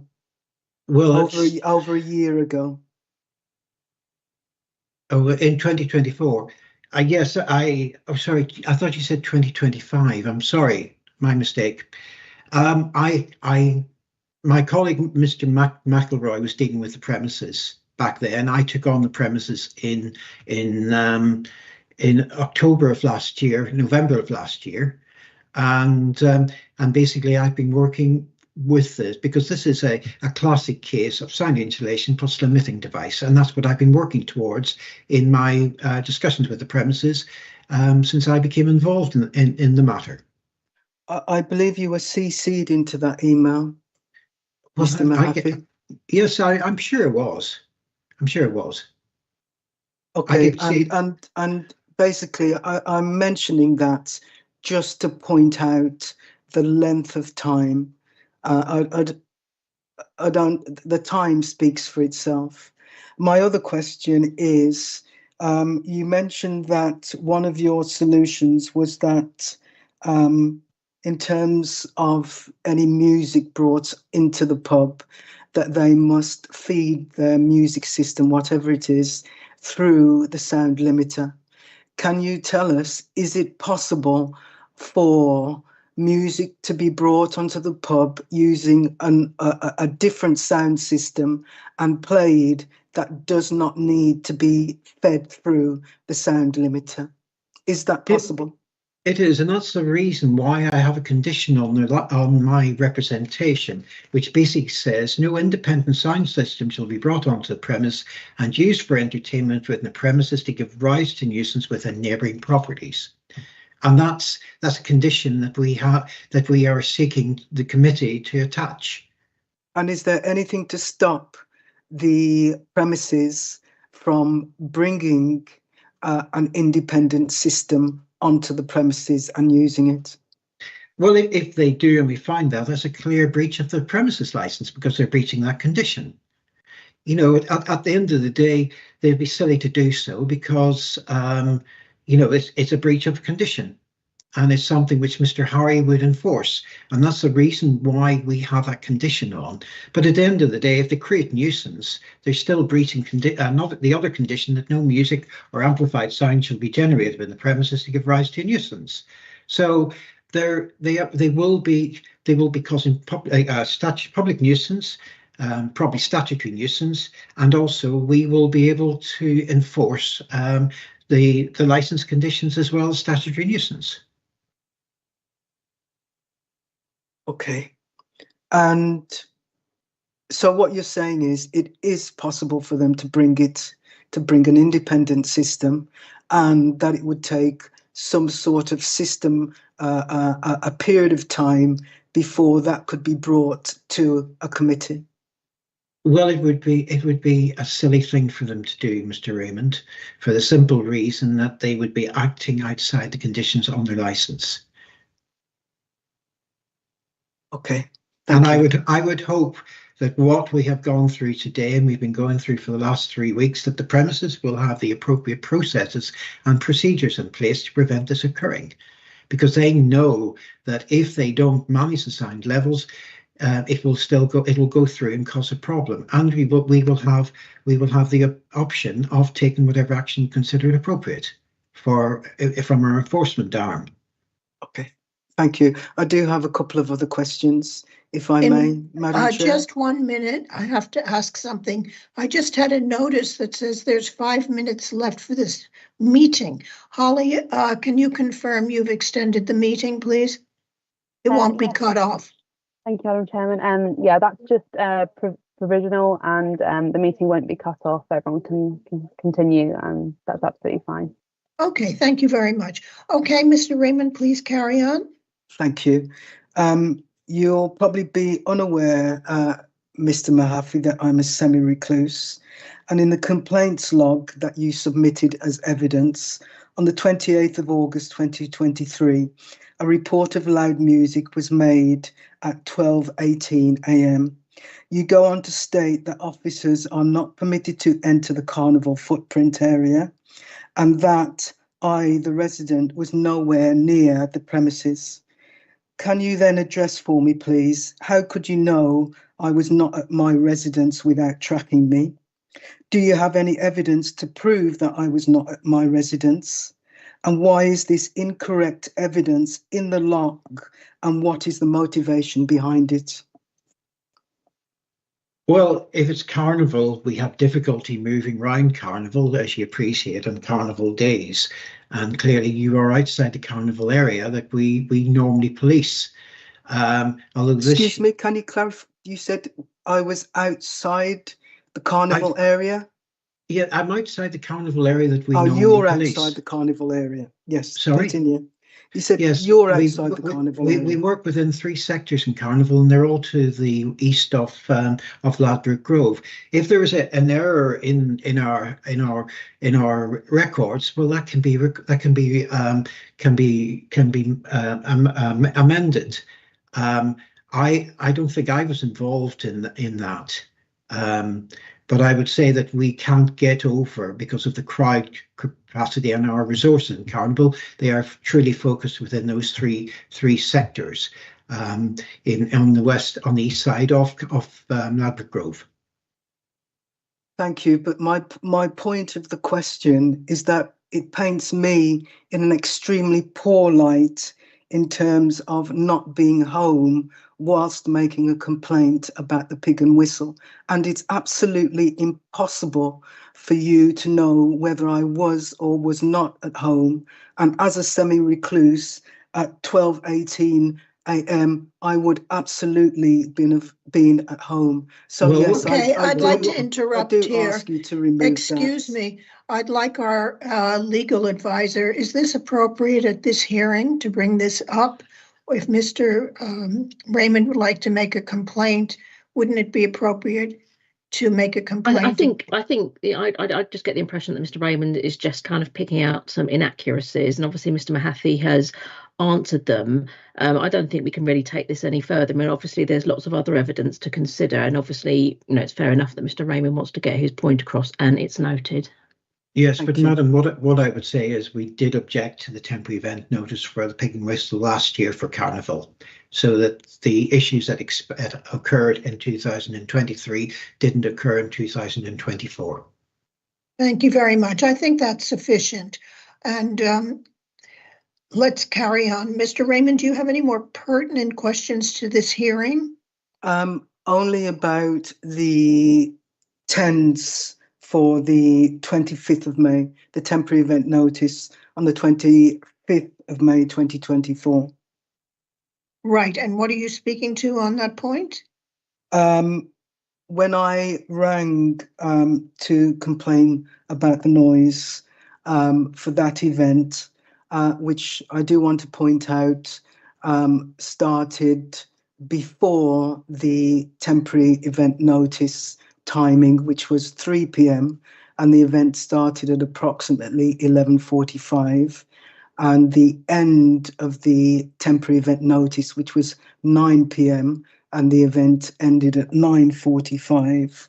Upon ringing the noise team, I was told that there were multiple other complaints from other residents in the area, and I'm curious as to why those complaints have not been submitted in Appendix F to paint a holistic picture of the complaints with regards to the Pig and Whistle. I think that would be appropriate, maybe, if you give me some latitude, for Holly Weaver to answer, or because if there were complaints and they were logged, because you're saying that you heard, and we record, and we keep a record of complaints that have come in. So I'm sorry, I'm missing something here. How could they have been lost, Mr. Mahaffey? Do you want to talk about that, or Ms. Weaver? They haven't been lost, madam, because with we did serve a fixed penalty notice for a breach of the abatement notice for that occasion, and basically that was then discharged by the premises. Okay. So I see Councillor Simmons, you wanted to speak on behalf of the applicant for the reviews questions. Do you have a question, not a statement, please? I have a suggestion. I had my hand up for a little while, so it sort of goes back a little way. I wasn't clear about the time frame of the suggested meeting with the parties, and I wanted to suggest, if it would be helpful, that in my capacity as ward councillor, I'd be very happy to support and help facilitate that and attend if the parties felt that would be helpful. And before we just move on, I just want to be clear for the committee. From what Mr. Raymond has said, and I think it's important to him that the committee understand this, that during the incident during Carnival, Mr. Raymond disputes the suggestion that he was not at home, and indeed is curious as to how any third party could have made that assumption, and I think it seems to be an error. And finally, the question about multiple complaints from other residents. I think there is a question there as to why these were not included in Appendix F, because I think at the moment the committee are essentially seeing a picture where Mr. Raymond is pretty much the only complainant, and it may be that there's information missing. Okay, Thank you, Chair. Thank you for your comment. Mr. Phelan, did you say you wanted to speak to that? Thank you, Chair. I just wanted to provide some clarity on Appendix F that was submitted after the dispatch of the report. Page 2 of Appendix F does show some complaints relating to loud music at 1600 hours on the 25th of May 24. It also details the action taken by noise officers. In terms of the number of complainants, complainants, should I say, we wouldn't normally disclose the individual identity of complainants on the paperwork, but there has been references to A, B, C, and D to highlight different individuals who have made complaints. Okay, yes, and I believe that several people have made the point that they would like to stay anonymous or have requested anonymity. Okay. Mr. Raymond, did you have any further relevant questions? No, that's fine. Thank you. Thank you very much. And the licensing authority, do you have any questions? No, thank you, Madam. Okay. Premises license holder questions? Mr. Lavelle, or do you want to wait till you make your presentation? Madam, we have no questions for Mr. Mahaffey. Okay, supporters of the premises license holder questions? No. Okay, I see that the people are here. Now, it is now, what time is it? 12:07. So I would suggest we take a 10-minute break and come back at 10:17. Thank you very much. Thank you.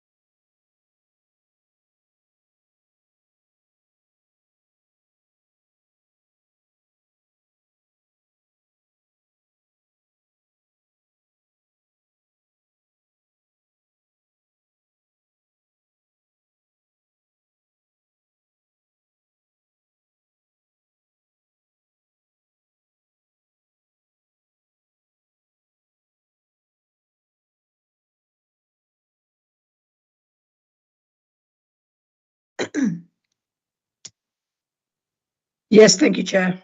Yes, ma'am. Okay. So now for the premises license holders case. Mr. Lavelle, please can you specify what steps you are asking the committee to take? Please do turn on your camera if you like. You have up to 20 minutes to do so. Madam, for clarity, we adopt and endorse the proposals put forward by Keith Mahaffey of the Environmental Health Service. We've also seen the proposed conditions from your legal officer, and for the most part support those. They appear to be put forward as a discussion document, and we would promote discussion of same. If I may begin, Madam, one thing that has been asked by the members related to how long it's taken for any works to be carried out. And Mr. Mahaffey identified that works are expensive. To be clear to the members, I don't know if members have had the benefit of the unredacted documents. The works that have been carried out here have cost just under £25,000. If the members are so well appointed that they find that to be a trifle, then I think they must be fortunate. We are in the middle of an economic crisis within the leisure and hospitality industry that is seeing businesses close and people lose their jobs. This is the worst that the industry has seen for over a decade, save for the time when they were closed by order of the government under COVID. Finding £25,000 is not easy, especially not for a small local pub. I'm here, and if anybody wants to question how they're affording a barrister, I am on a greatly reduced fixed fee, agreed with the premises, so they have some form of representation here today.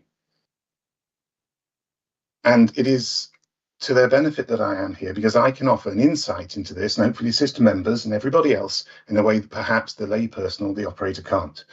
And the one thing that I would like to contribute is that we must be very cautious of evidence that's given, not simply as hearsay, so by somebody else, but hearsay of hearsay. We have the applicant for this, Mr. Raymond, here. He's here today. He gives his evidence. He's here to be questioned on his evidence, and he can contribute to the discussion as a whole. He's supported by Councillor Simmons to help him in that. We are also hearing that there are a great number of other people who wish to give evidence but are intimidated, and there is absolutely no evidence of intimidation whatsoever before this committee. There is none. Even Mr. Raymond, who has brought the review, who is known to the premises, who lives next door to the premises, has no evidence to give of being intimidated, although there is this issue that he claims somebody somehow affiliated with the premises has tried to register to vote from his home. The premises has no idea of this. Maybe the members may want to ask the officer who may have some awareness of what this is about. It doesn't seem a particularly effective way to intimidate anybody in any event. There is no evidence of intimidation. And why is it so dangerous for the members to hear evidence of evidence of evidence that honestly would come in front of them? Madam, one thing Councillor Simmons has said is that she is surprised the police aren't here, given the amount she has been told of crime and disorder at the premises. Well, if people could come forward with that evidence, you, madam, would be able to question them and identify exactly what they are claiming. The absence of the police is not an accident. Ian Davis, the licensing police officer for the Royal Borough, is a staunch supporter of local residents and the reduction of crime and disorder, as this panel will be aware. He doesn't fail to make a representation. He hasn't missed this. He's considered the review application and clearly deemed that there will be no representation from the police.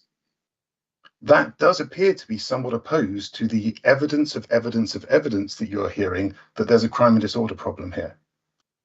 Quite the opposite. The police have no concerns relating to this premises that would warrant them adding to this review in any way.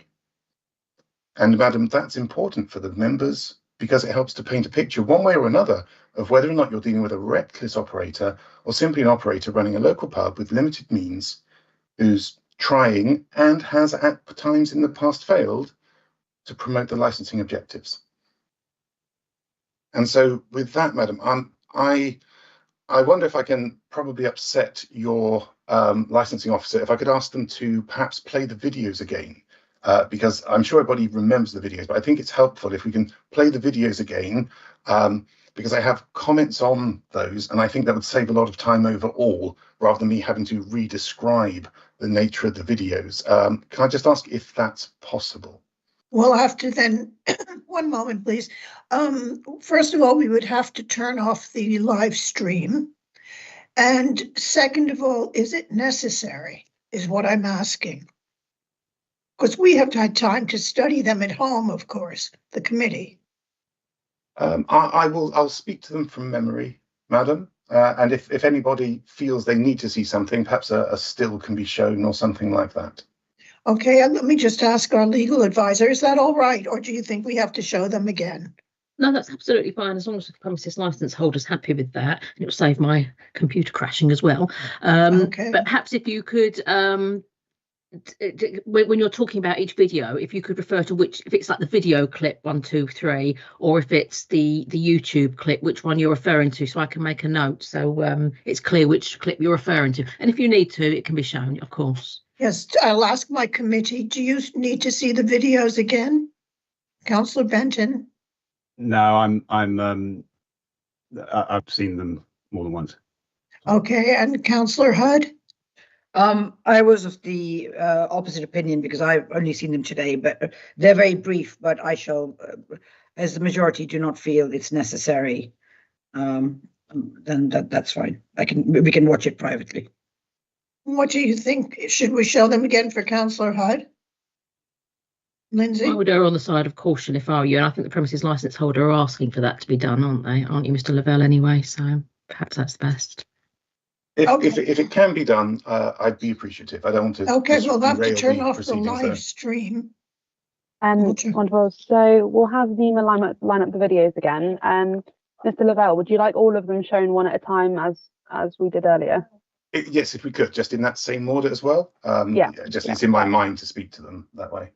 Absolutely. Okay, so we'll just cut off the live stream now, and then we'll be showing the videos. So Nima, if you can line them up, I'll cut the live stream now.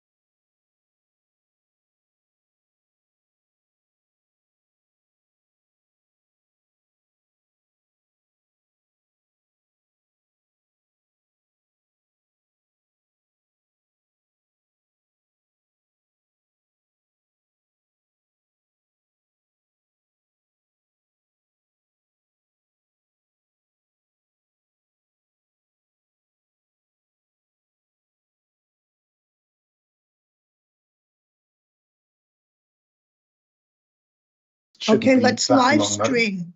I think we can live stream again. Is that correct? Yes, I've just set it to go live again. Thank you, Madam Chair. Okay.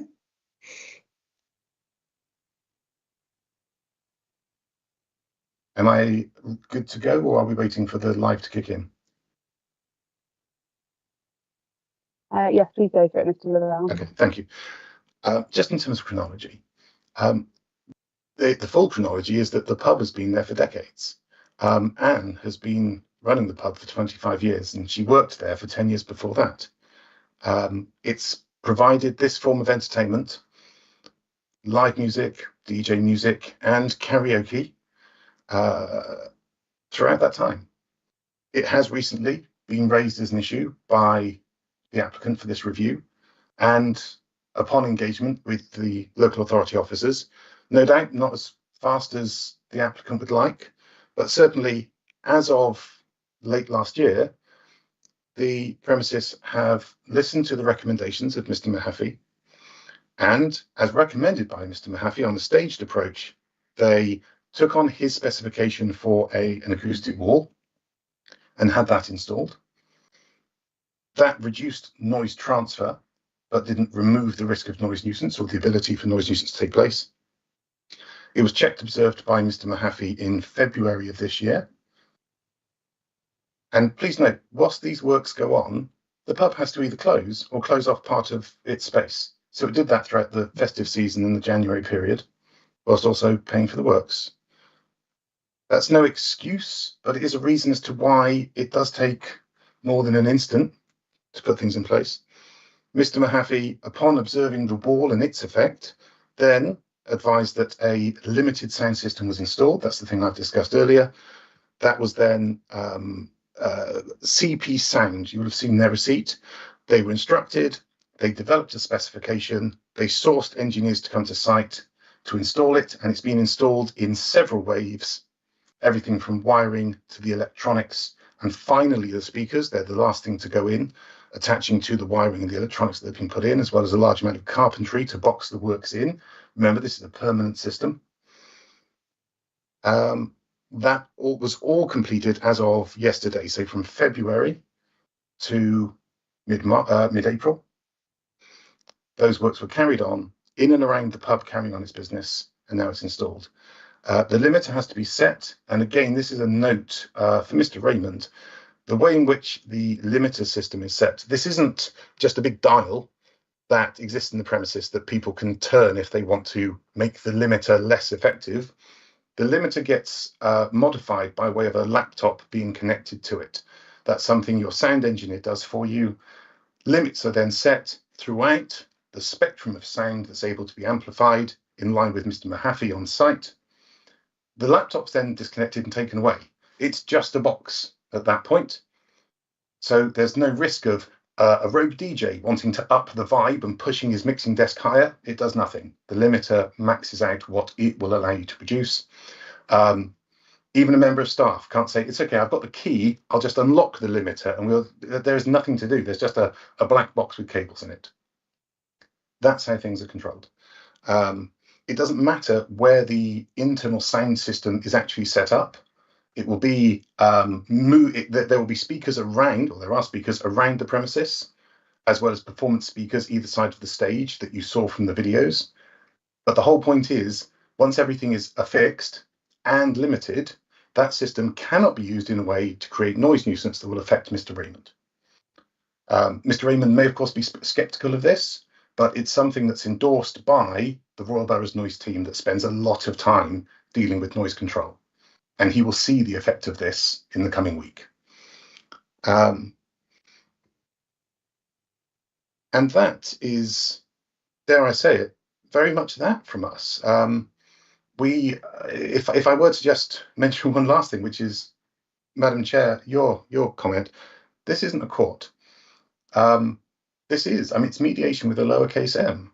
This is a way of finding an appropriate, reasonable, and sustainable way forward for everybody, including this local business that's been there for decades, by taking appropriate steps. And the key issue here is noise transfer into a resident's property from a licensed premises. That's the key, and that's what's being solved. And we would suggest Mr. Mahaffy's conditions go to enshrining that on the licence. If you have any questions, madam, we're here. Thank you. Would it be appropriate, Lindsay, if we skip to the supporters case and then have questions for all of them together? Is everyone happy with that? You can certainly do that if the premises licence holder's happy with that, Mr. Lavelle. Yeah, I think that's fine. It wraps up everybody on this side. That's of the what aisle, I was doesn't it? thinking. Okay, so are any of the supporters available to speak? I have here Chelsea Moore, Teresa Griffin, and one of the Enright brothers or son or whatever. Yes, I'd like to speak if that's allowed. Who is that? It's Teresa Griffin. Okay, thank you. I'm totally shocked. I'm a resident of Bramley House and have been for the last 50 years. Intimidation, I am so shocked that word has been used within this legal procedure. I have lived there, like I say, for 50 years and never felt the slightest intimidation if we've had a complaint about sometimes if the music has been very, very loud. I've been able to come down and voice my opinion and never felt intimidated. I am so shocked that word has been used. And I was a member of the Residents Association for more than 25 years. Admittedly, there has been times when it has been slightly rowdy, but never, ever felt intimidated. I find that such a strong word. I'm shocked. I'm really shocked. At the moment, Bramley House has just had an overhaul done. We've had triple glazing put in. You cannot, in any shape, make or form, hear anything from the beer garden. And like I say, Bramley House, you've mentioned it numerous times in this procedure. And I am a member. I've noticed that nobody else has come to voice their opinion from Bramley House, and I'm quite shocked if it's so horrendous. Thank you. Chelsea Moore, did you want to say something? No, I have nothing to add. Okay, and either of the Enright brothers? Hello, can you hear me? I can. We can.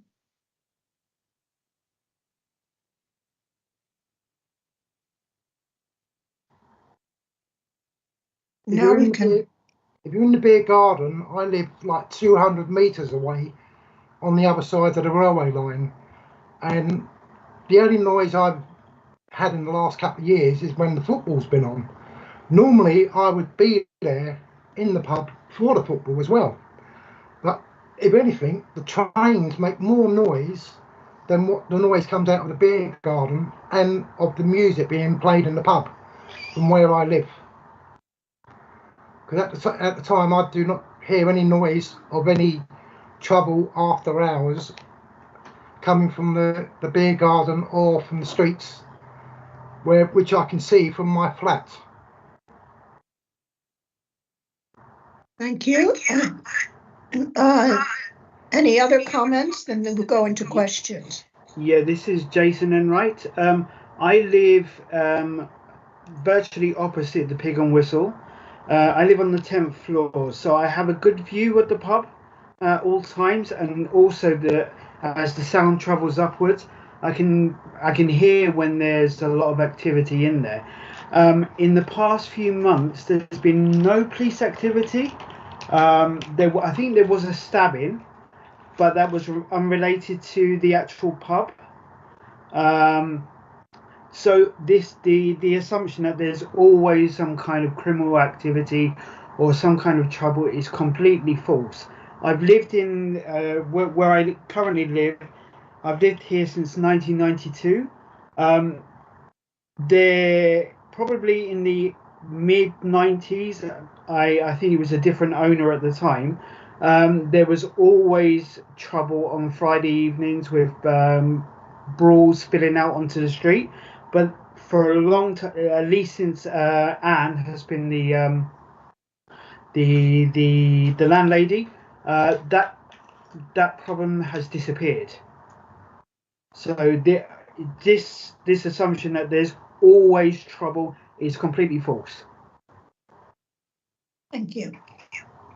Okay, Mr. Lavelle, I see you have your hand up, but will you be willing to take questions now? You're mute. You're on mute. Sorry, madam. No, it's. I only wanted to raise it now. It's my own fault. The conditions that have been put forward. It's usually the case that the members will go through the conditions that have been put forward sort of later on in the hearing. I just wanted to make sure that that was the case, and that's going to be part of the running order, because I have some comments on the proposed conditions, limited comments. And yes, we're going to work have, through them. As soon as we finish this segment, we will go into the conditions, which is why I combined the segments. Sorry, madam, for derailing things, but yes, we're ready for questions if there are questions. Okay, do the members have any questions? Councillor Hudd, Councillor Benton. Yes, Chair, if I may. This is to Mr. Lavelle. I would just like to clarify something. Mr. Lavelle, you said that the expense of 25k is not a trifle cost. And may I just confirm that I had no intention whatsoever to imply that, you know, one should just go ahead, irrespective of cost, go ahead and implement new systems. I was merely trying to establish why it had taken so long. I am also very much aware that the hospitality industry has suffered a real blow since COVID. And as a borough, we are incredibly supportive, and we want our borough to thrive, not just for businesses, but for residents too. And there has to be a happy medium. And so it was merely me trying to understand the reason behind it. Do you have a question, Councillor Hudd? Yes, no, I just wanted, because I just wanted to make sure that I've made my stance clear. You talk about intimidation, etc., etc. Few things. Are you guaranteeing that there will not be any external system from going forward?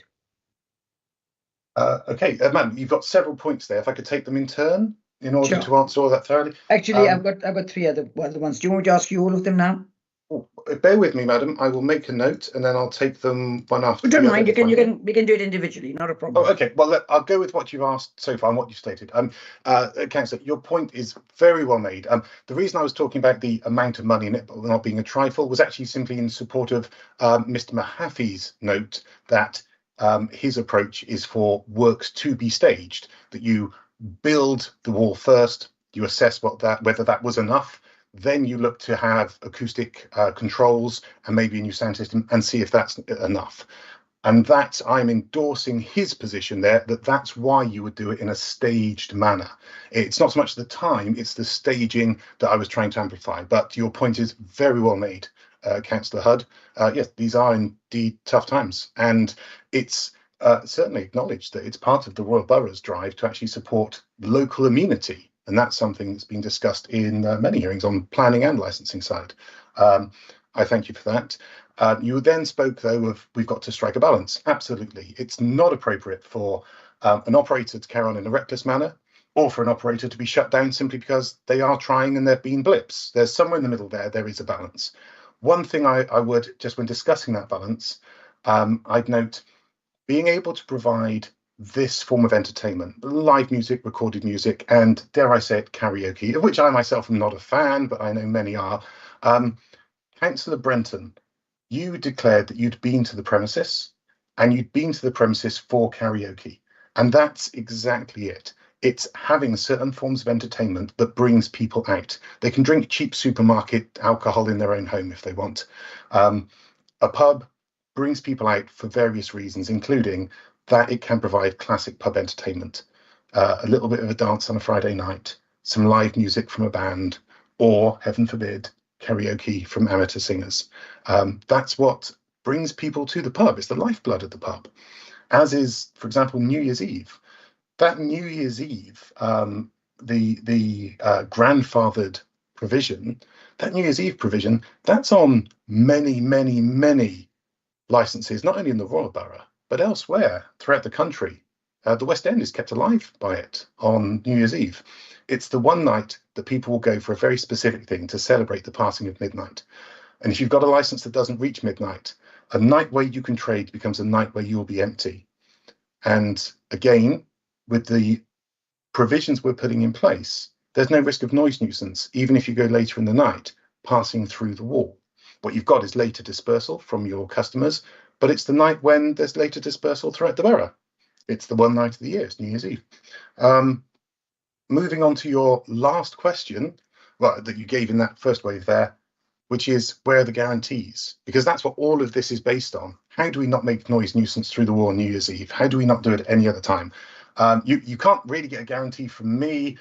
I'm not an acoustic expert, but my job is putting together a legal structure that does give you a guarantee, or at least an enforceable guarantee. That being that you have a permanent sound system that you cannot bring any other sound system into, and it's set with Mr. Mahaffey as the arbiter of what's enough. I would bet on Mr. Mahaffey in a moment like this. I'm also aware that Mr. Mahaffey is coming up for retirement, which is a great loss to public service in the Royal Borough. He's had, I think it's almost, he's had 4.5 decades of protecting people from noise nuisance. I have a feeling he's more than experienced enough to deal with it, and he's passing the torch to other members in his team. But remember, he's the one setting this limiter. So that's why I say there will be no noise nuisance. The only way to get around it would be to allow people to bring their own noise-making equipment in, and therefore, circumvent the limiting system.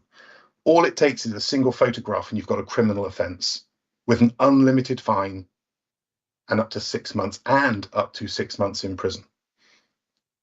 And I would suggest, to simply say that the fear of prosecution isn't enough. That's an argument against all laws. Laws are, enforced in this country through the fear of prosecution.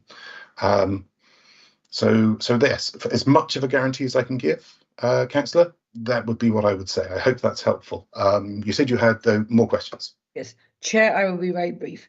Yes, Mr. Lavelle, thank you for that. And again, of course, I think it's a fantastic venue, and of course, it brings desperately needed sort of happy times. So, and it's a good community asset. But again, it has to be we have to respect everyone. Your one point you make is the reasonable and sustainable mediation. I am just rather puzzled that Mrs. Meyer has been at that venue for 25 years, since the very beginning, and I wish her all the best, and she's obviously doing it very well because it's so popular. Why is it that either Mr. Meyer or any of her members of staff has never reached out to any of the other residents to say, please come and talk to us? Just have that rapport, the dialogue, which is part of every good business practice. To that, I'd say, Councillor, a large number of the community come in and speak with Anne on a very regular basis, and you've got the I think former chair of the Residents Association for the neighbouring block, Teresa here.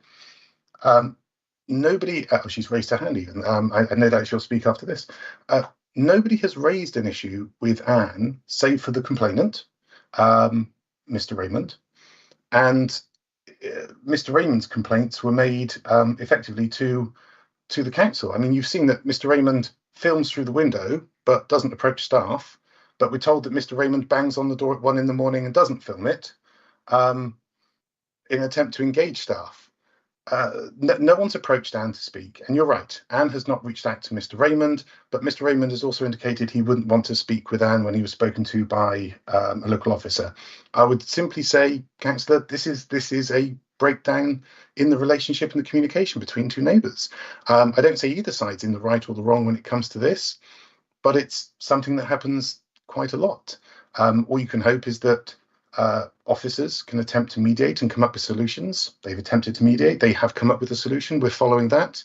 I would note that there is a proposed condition for the holding of effectively residents' meetings, and you won't find me objecting to that. And I think an element of that, an ongoing direct correspondence between the parties, would probably benefit everybody. That's all I have on that, I'm afraid, madam. Right. So you would not object to having maybe one of the SIA guards outside the pub to help the dispersing policy to make it more efficient and it's quieter for the residents. Madam, I would oppose having an SIA member of staff attend. We don't have SIA staff on a regular basis. We use them for any specific events where we think there's a need for a security presence. An SIA member of staff at this pub would probably cost more than the pub makes as a profit on a standard evening. But I would note, given that there's not an identified issue with crime and disorder, and certainly no representation from the police, rather than an SIA member of staff standing outside, a member of staff absolutely could. That's something that could absolutely be in the dispersal policy. Keith Mahaffey would like to make a comment on that. Keith?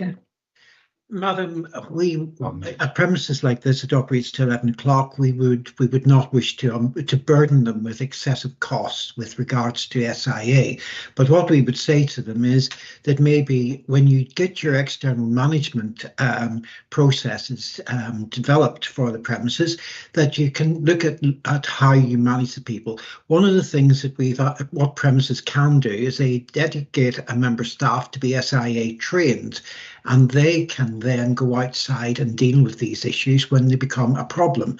And it is something which the premises can look at when they develop their external management plan for the premises as to what would be appropriate for them to do, rather than burden them with a blanket SIA condition, which could be extremely expensive and have very little value.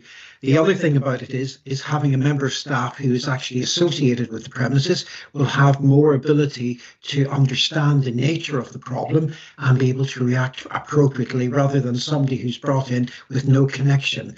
And we would suggest that if that is something which they would consider, then maybe that could be then detailed in the external management plan that we would request through the condition. Okay, so we're going to discuss that at the condition session, which is following. Now, Councillor Benton, did you have anything to say? Did you want to ask a question? No, thank you. I honestly think it has been very well explained in the case, so my question's been answered. Thank you. Chair, if I may, I do have one final question for the supporters. Okay. This is for Ms. Griffiths. I understand you are the chair of the Residents Association at Bramley House. I don't know if you're still a chair or a member or in the past. I was just intrigued. Sorry. Yes, I was in the past. It's only the last year since I had a bereavement, my mother died, that I haven't taken part in the Residents Association. But I know for a fact that when there's been issues with cars being smashed or anything else, the residents of Bramley House have gone to Anne and had CCTV played back to them to help with their insurance. So if there was any kind of grievances, it would be spoken of. You know, I can't understand why Bramley House has been brought up so much when Anne has gone beyond a publican. And may I just ask you, thank you. May I just ask you, why do you think that the other supporters have not sorry, you're frozen. No, I said, would you just tell me why other supporters have not been able to come and support this case? Which supporters are you talking about, Councillor Hutt? I think you're making a mistake. It's the people who are supporting the review that you're talking about, not supporters, supporters of the pub, because they have come. Indeed, absolutely. Yes. Thank you, Chair.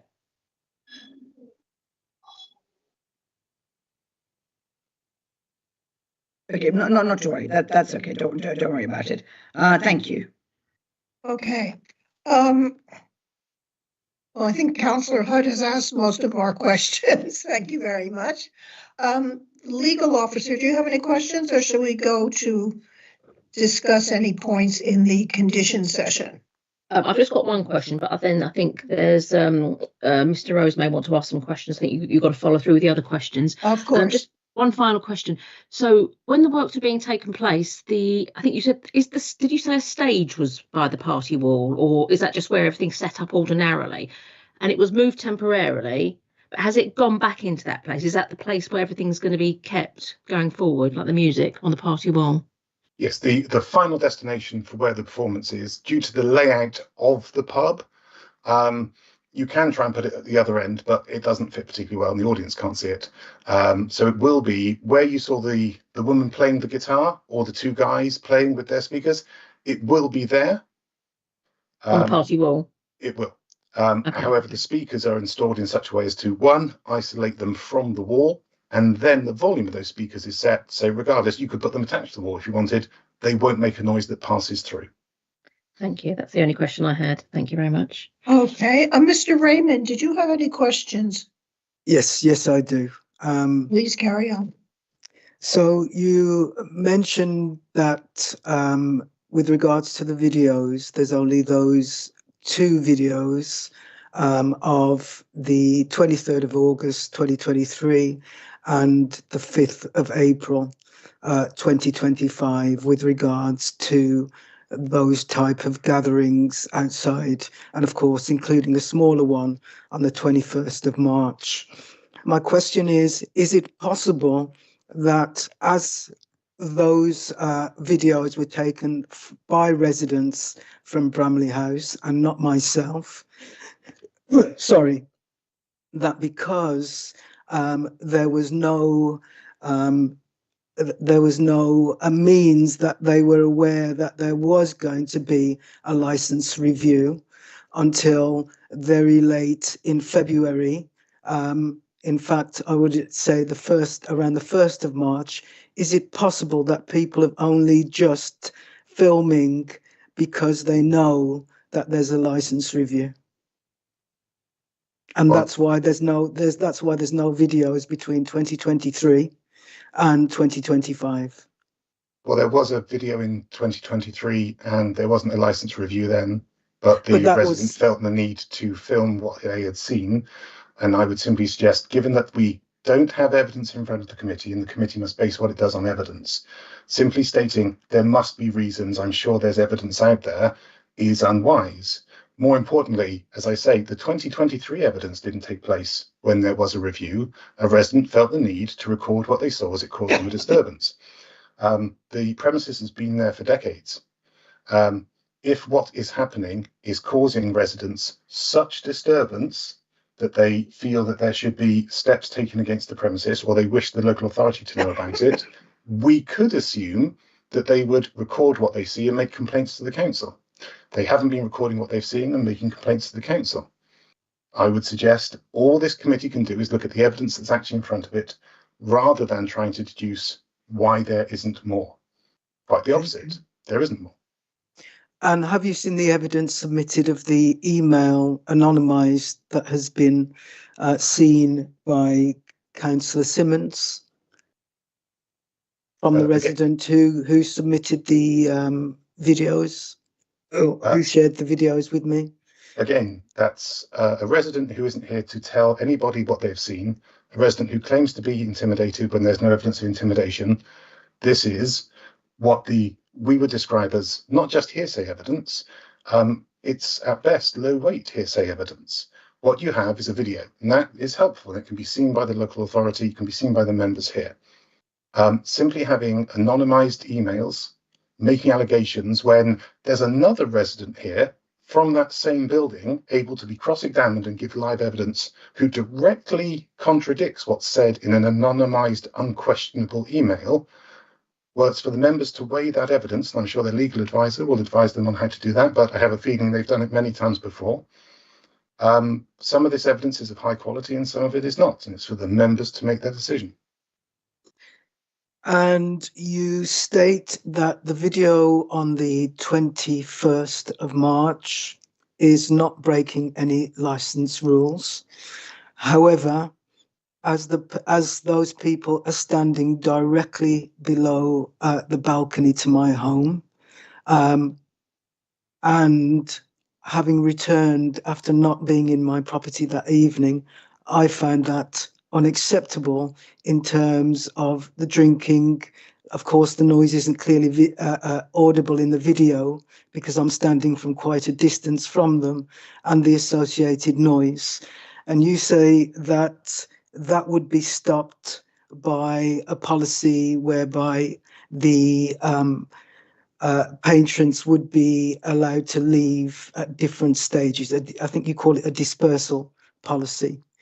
Is it acceptable then for people to continue to drink on the street, knowing at 11:15 at night or after 11, when the sound in the area is being reduced, and thereby their noise becomes more audible? And if it's not acceptable, what measures do you suggest to put in place to stop people drinking on the street and gathering on the streets and causing nuisance and obstruction to others in that way? Mr. Raymond, could I interrupt here, please, as the chair? That's a very good question.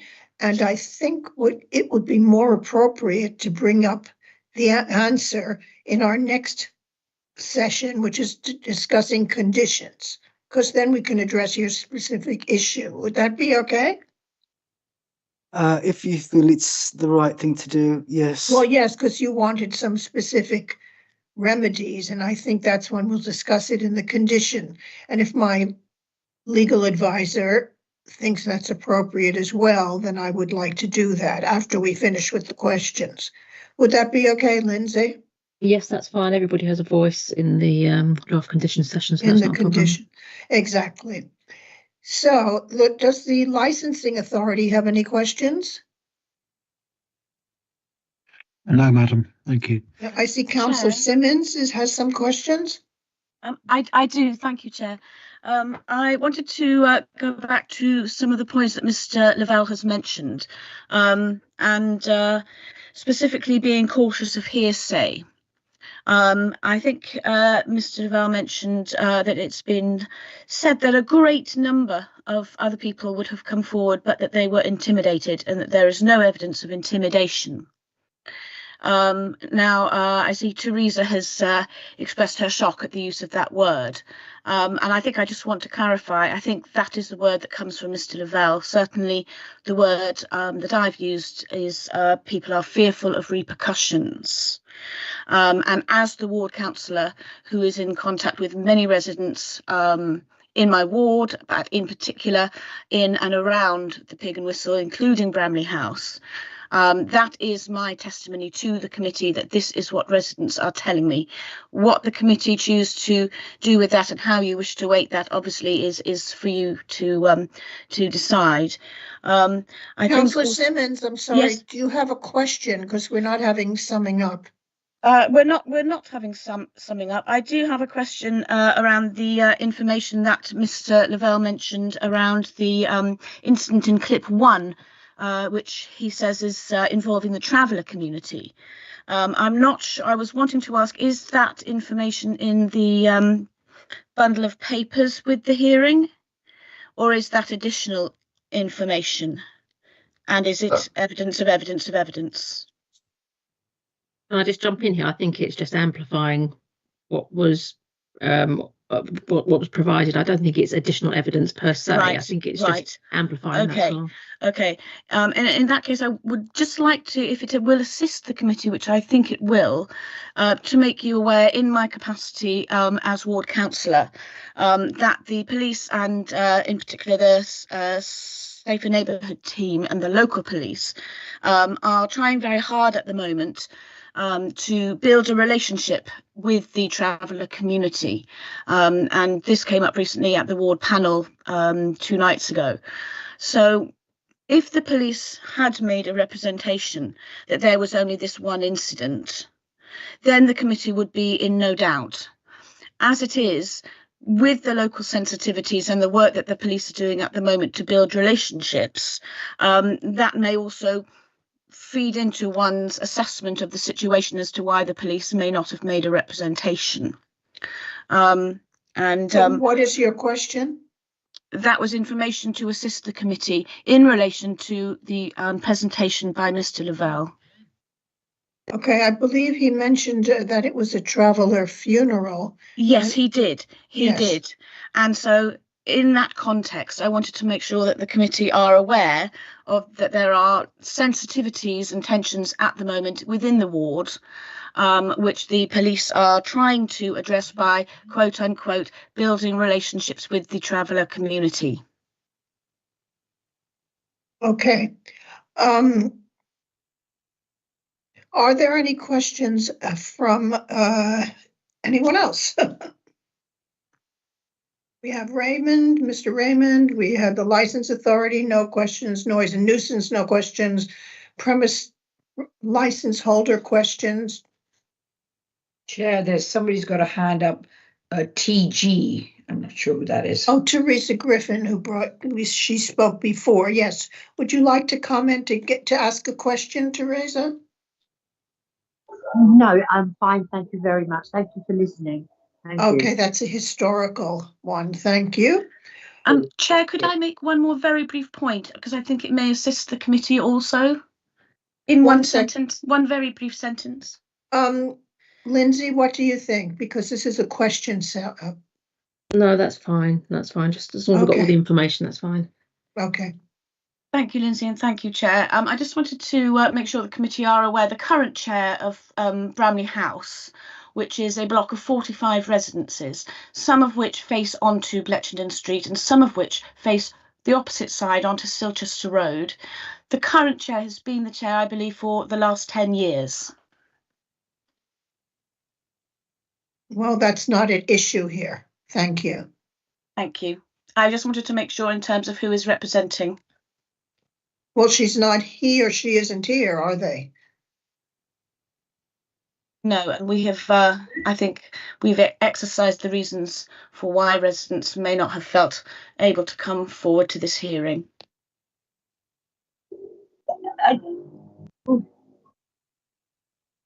Okay, let's leave it at that. No one's been able to establish either way. So I see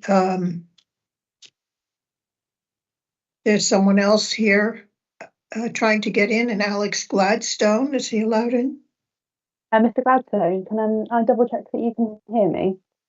Yes, I can. Okay, wonderful. Just to confirm, Madam Chairman, Mr. Gladstone is a registered supporter of the premises. Just here in the nick of time, Mr. Gladstone, did you have any comments you would like to make regarding this hearing? I mean, nothing outside what I put into the documentation and the online correspondence. My very basic point that became sort of increasingly clear when the images of the location of the property were added, I think they were from Street View, is that when Mr. Rose bought the property, he was always buying a property next door to a pub and a railway line, although I understand, that isn't specifically relevant to what he's talking about here. Can I ask Mr. Gladstone, do you have any reason, or can you explain to us why people are saying they were afraid to come forward? Has there been any threat going on, or perceived threat, or have you seen anything or witnessed anything? I absolutely have not, ma'am, no. Okay. Anyone else? Any questions before we go to the condition stage? I think on the question of what you're looking for in terms of evidence of the basis for people's fears and concerns, I think it may be more of a general thing that these are neighbours and they don't wish to cause any difficulty, or they want to get on with their neighbours. And it may just be that it's that. It could be. This is all speculation, but thank you for that contribution. That's very helpful, Councillor. Councillor Hutt, did you have anything else to say? Yes, Chair, thank you. No, just to add, to say that I think the travel of sound, it all depends upon the proximity of where all these neighbours are located. So it's rather difficult to establish, how people are being affected. That's all. Thank you. Thank you very much. I think it's time to move on to the conditions stage. Our legal officer will deal with potential draft conditions and options and any other queries she may have. And please, everyone can make your comments on the conditions. Thank you, Chair.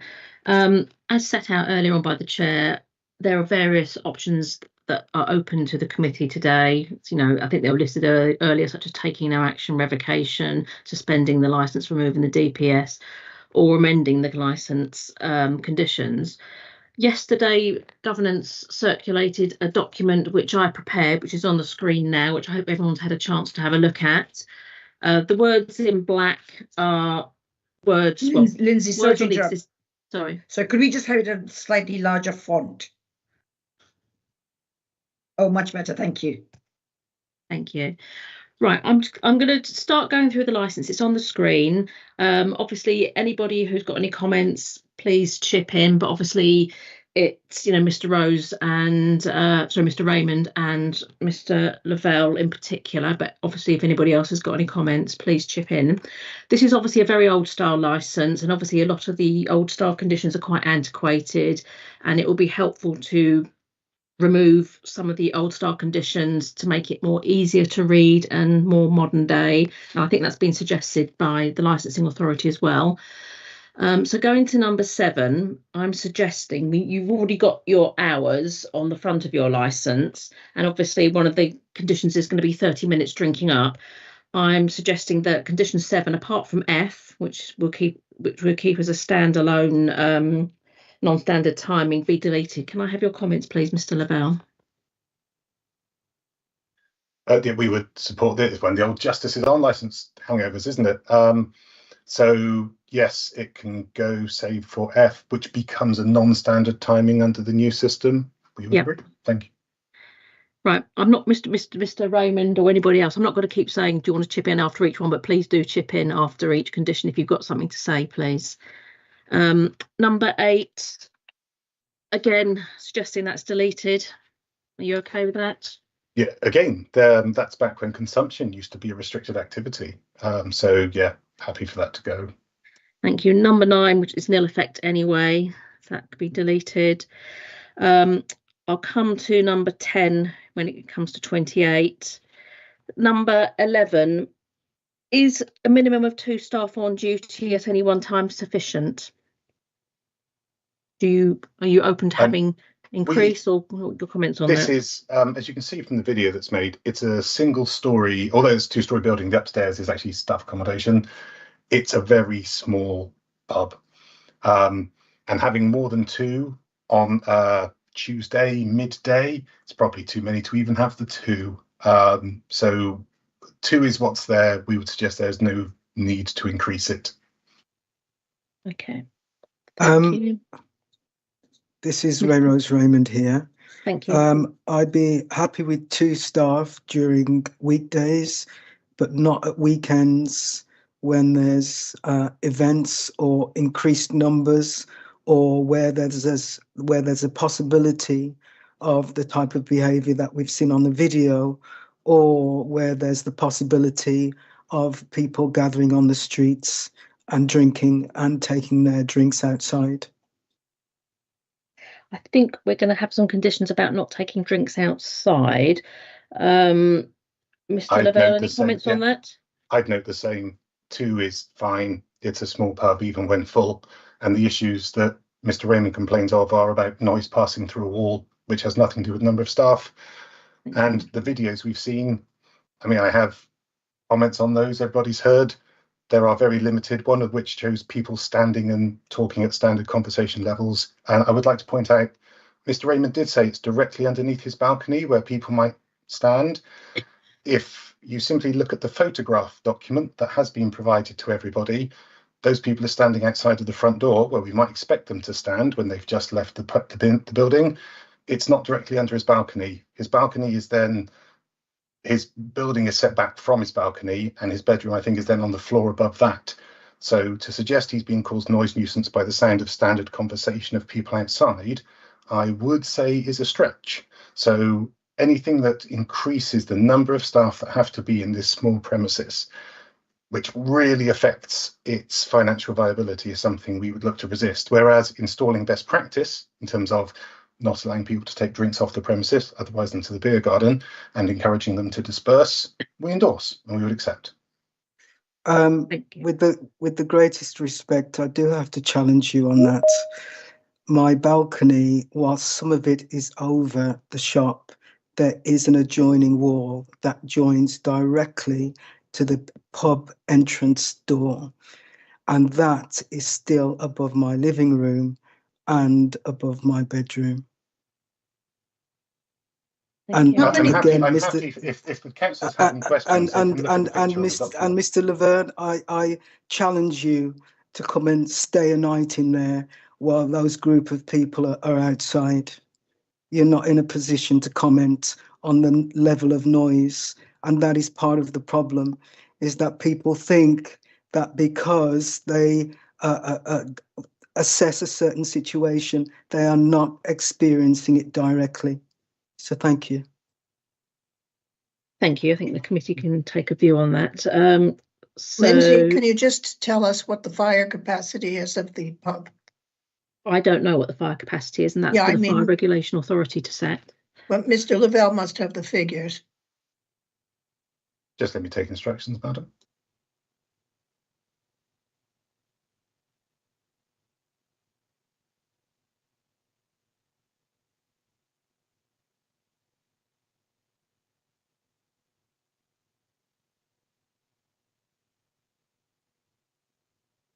Madam, we have a safe fire capacity of 200 persons. 200 people on one floor? It's normally based on your ability to escape, madam. So your fire capacity is whether or not you have sufficient escape for any given number of people. In terms of overall capacity, I mean, as an example, I would note it includes the beer garden, and the beer garden has a large exit all of its own on one side. The beer garden is about the same size as the pub itself? Just looking at one of the pictures here, looks about the same. Thank you. Yeah, right, moving on. I was really the point being, and I'm surprised the owners who are there now, the managers, somebody must know what the capacity inside is. Everybody's speculating. It's not 200 from what you showed us. So what do they usually have? What's the square footage? You can figure it out, but usually they would know how many people can be inside. Apparently our fire risk assessment states that it is safe for 150 people inside. But remember, the fire risk assessment is based around escape provision. Excuse me to interrupt. I've just received a message to say that the public have been locked out of the meeting and the live stream is no longer continuing. Governance, can you check that, please? Yep, I'll double check it now.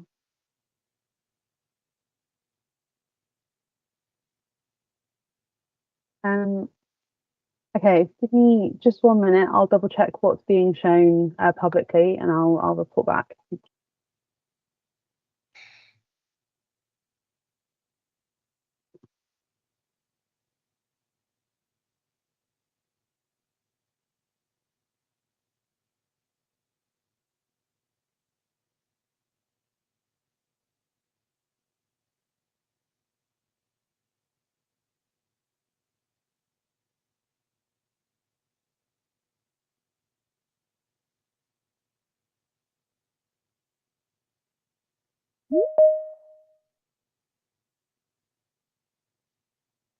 Okay, so we've done some tests on our end, and it appears as though it is still live streaming. Everything's still being shown. I will just share my screen again in the event that me sharing my screen has had any sort of impact on whether or not the meeting can be shown. But my colleagues are just going to test that, and then we'll be able to carry on. Sorry, just 1 second. Thank you.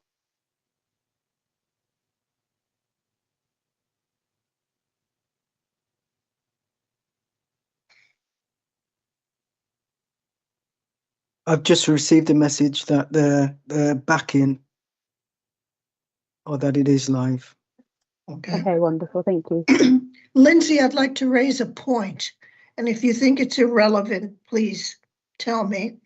Okay. But if we're discussing having 2 people working there, and you're telling me that the capacity inside is 150, I do not see how we can have only 2 people working there on the weekends.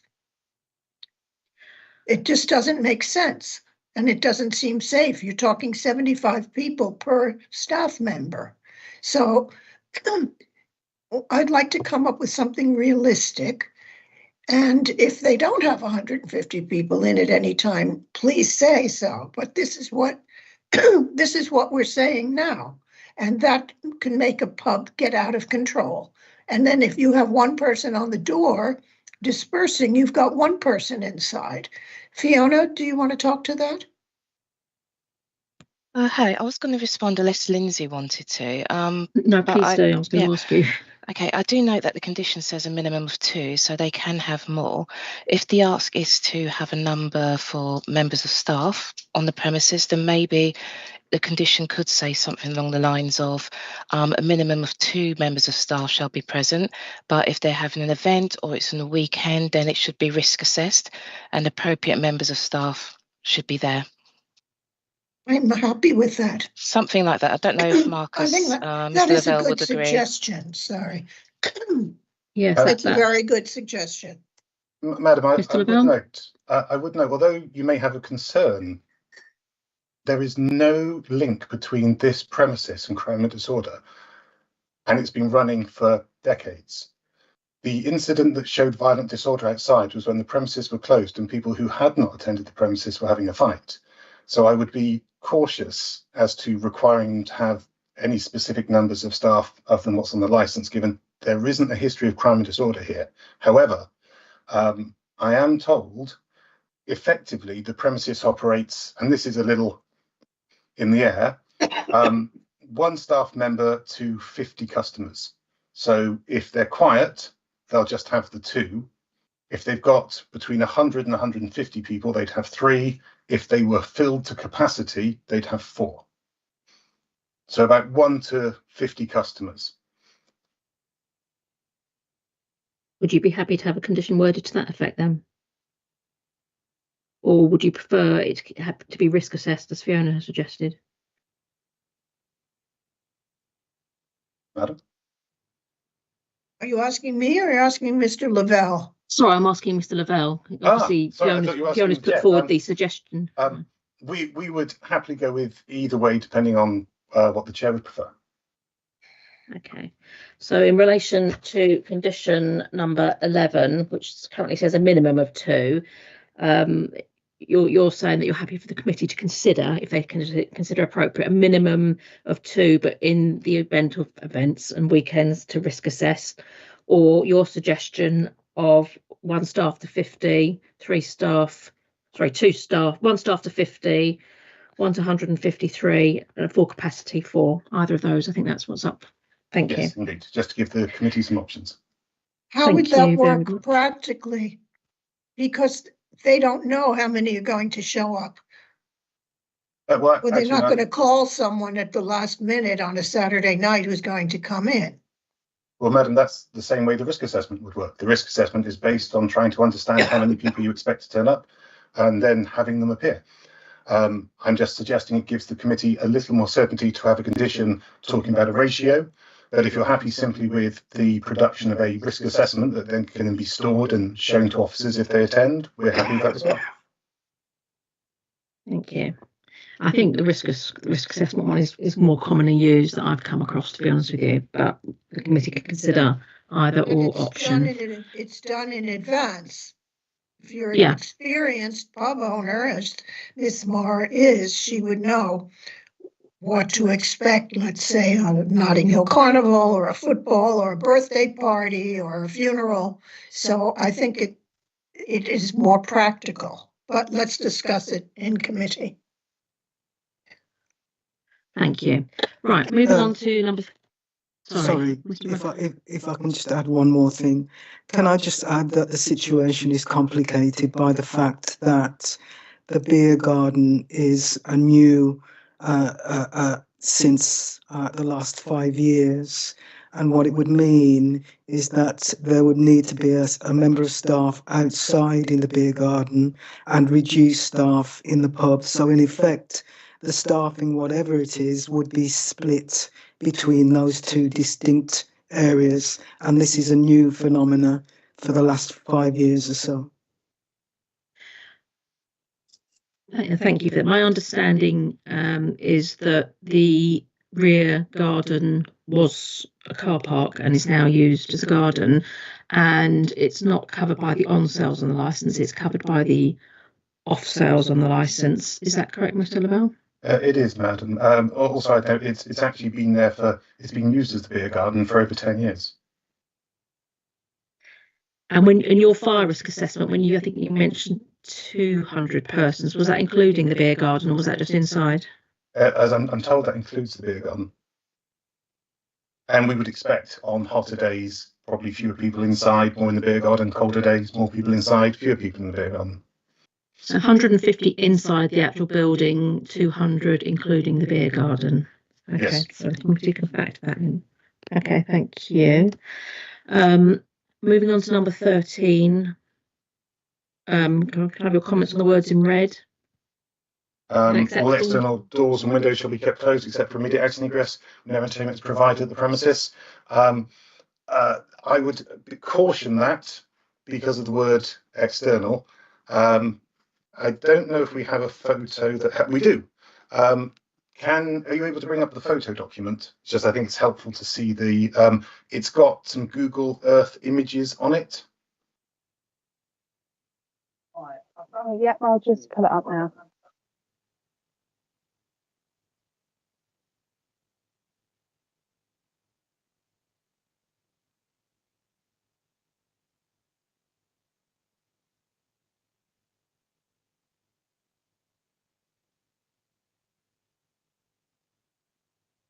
Okay, if you can go to the second, there we go. Could you zoom in a little on that top image?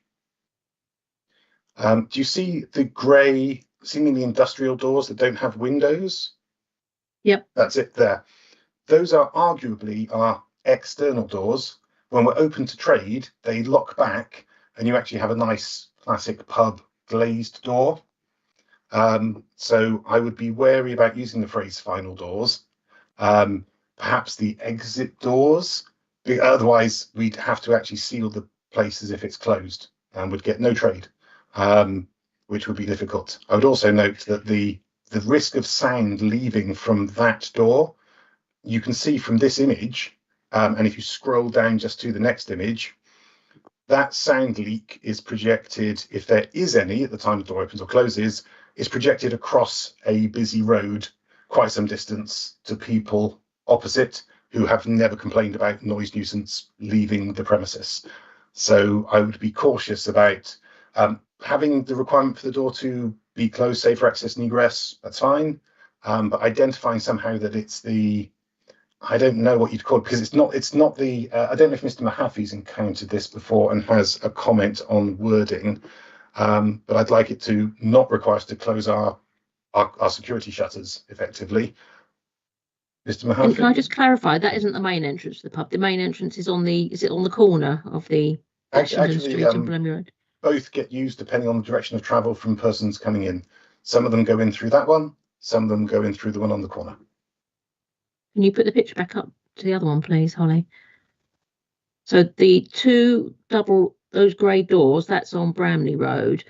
That is one of the entrances, and you don't want them to be kept shut when entertainment is ongoing. Well, the entertainment is there. Yeah, the entertainment is there to draw people in. Having the pub sealed with its, as you can see, they're security doors.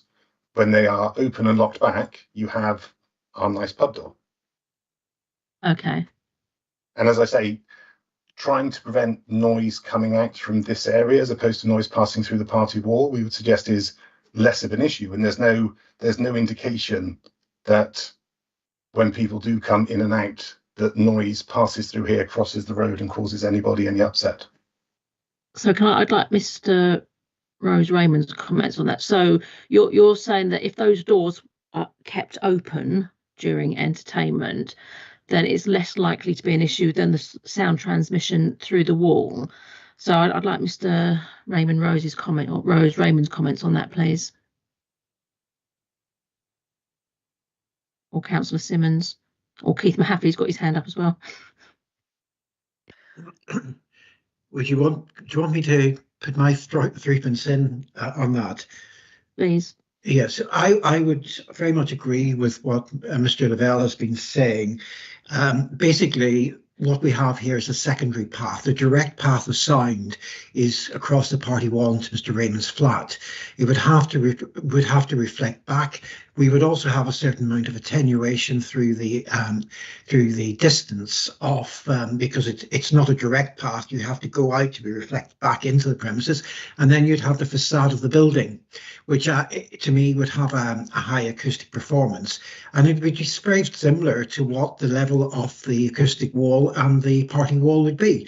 So I don't really have a problem with it. Those doors are they are normally locked back, and then there is another door that people can come and go inside the premises.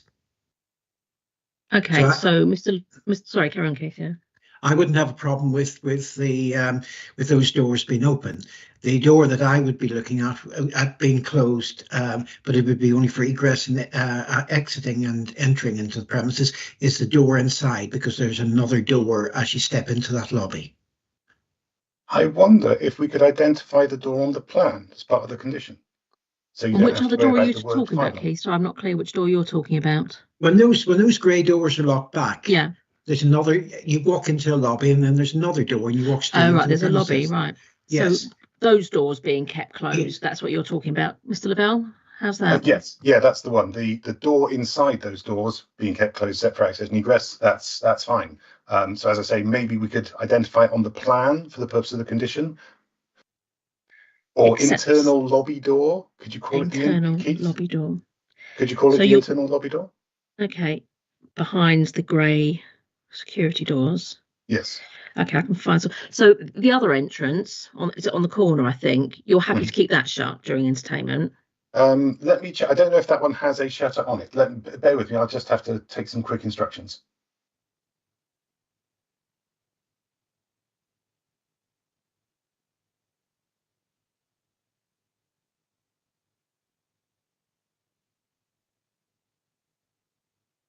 Just while I'm getting an answer on that, I think in the pack there is a plan of the premises. It might be an idea to bring that up while we're talking about these. Yeah, that's on page. Well, it's Appendix K. Oh, hang on, sorry, that's the actual plan. Now I'm told it's a similar setup, and we might see it on the plan when it comes up. If anybody had a particular page number. I think it's 21 and 22, I think. That's the plans on the existing licence, I think.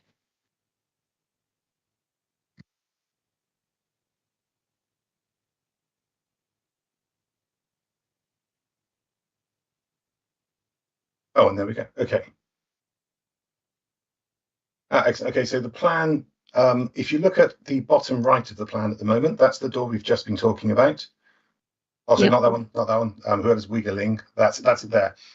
The grey doors. Okay, the grey doors you have seen. Yep. Seal off that little area. That's it, and they lock back, and the true entrance becomes the door that you can see on the plan. So it would be that door you see on the plan that must be closed, save for access and egress whenever there's any entertainment. Yep. And then if you look over on the bottom left, that one does detail the security doors. So effectively, you've got an external door, but you also have the internal lobby door. So the external door stays open, and the internal lobby door is the one that would be remaining closed, safe for access and egress whenever entertainment's going on. Okay, so 2 internal doors to keep closed, and the 2 external ones not affected. Indeed, indeed. Again, I'll defer to Keith just to make sure he's happy with that, but I think that's the way. Could I ask a question, please? Yes, of course. Thank you. On the Bletchenden Road entrance, side entrance, those two sets of doors, would I be correct in thinking that the external of those doors is ordinarily closed while the pub is open? Mostly? We can ask Anne. Anne, can you answer that question just live? Yeah, the one door is closed, the internal door, but the main side door is left open. Right. Okay. Thank you. Thank you. I don't know if I'm able to share my screen, but if you go to Google Earth and look at the pub, you can see the external door open and that internal door with some kind of obscure glass in it closed. Yes, I mean, I happen to live very close, and I'm familiar with the pub itself, which is why I would want to, I think, agree with Keith about the Bramley Road door with the external shutters on it, just have the internal door closed. I'm trying to sort of recollect whether I feel that quite often the outside door on the Bletchenden Road side is quite often closed anyway. I think it varies. Sorry if I can interrupt. The only time we would close that door is on a Friday, and Saturday would be closed earlier because we only leave the main front door open so we can see who's coming in. And we normally close them off earlier on the weekends. And the main front door is the one on the Bletchenden Road side? No, that's the side door. That's okay. Understood. Yeah, understood. That's brilliant. Thank you. Thank you. Thank you. I was going to agree with Keith about the Bramley Road door, because those shutters, I don't think it would be I don't think it would be apropos to insist on having those closed while the pub's open. But given that there's that internal door, I think that would address the issue that's trying to be addressed. Thank you. Thank you. Moving on, number 14 and number 15, I haven't proposed any changes. Number 16 will go to number 22 below, as with number 17, 18 and 19 will go to the alternative wording below. Number 20, are you happy with the wording in red? Let me just ask. Are we happy that it's limited to a maximum of 2 performers at any one time? I mean, technically, it's on the license already. It's just your wording is better. Yes, and that should be fine. We comply with 2 anyway. It's just this means we can also have 1, as opposed to always having 2, according to this. Thank you. Right. Okay. Number 21 is the drinking up, and obviously I've kind of applied it to the premises, obviously the inside, and the beer garden, which is covered by off sales. So drinking up within 30 minutes and be off the premises. Are you okay with that?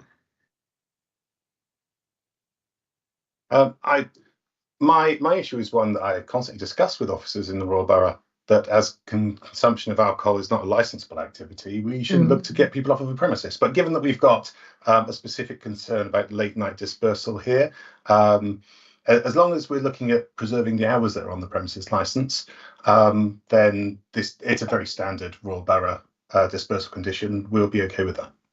Thank you.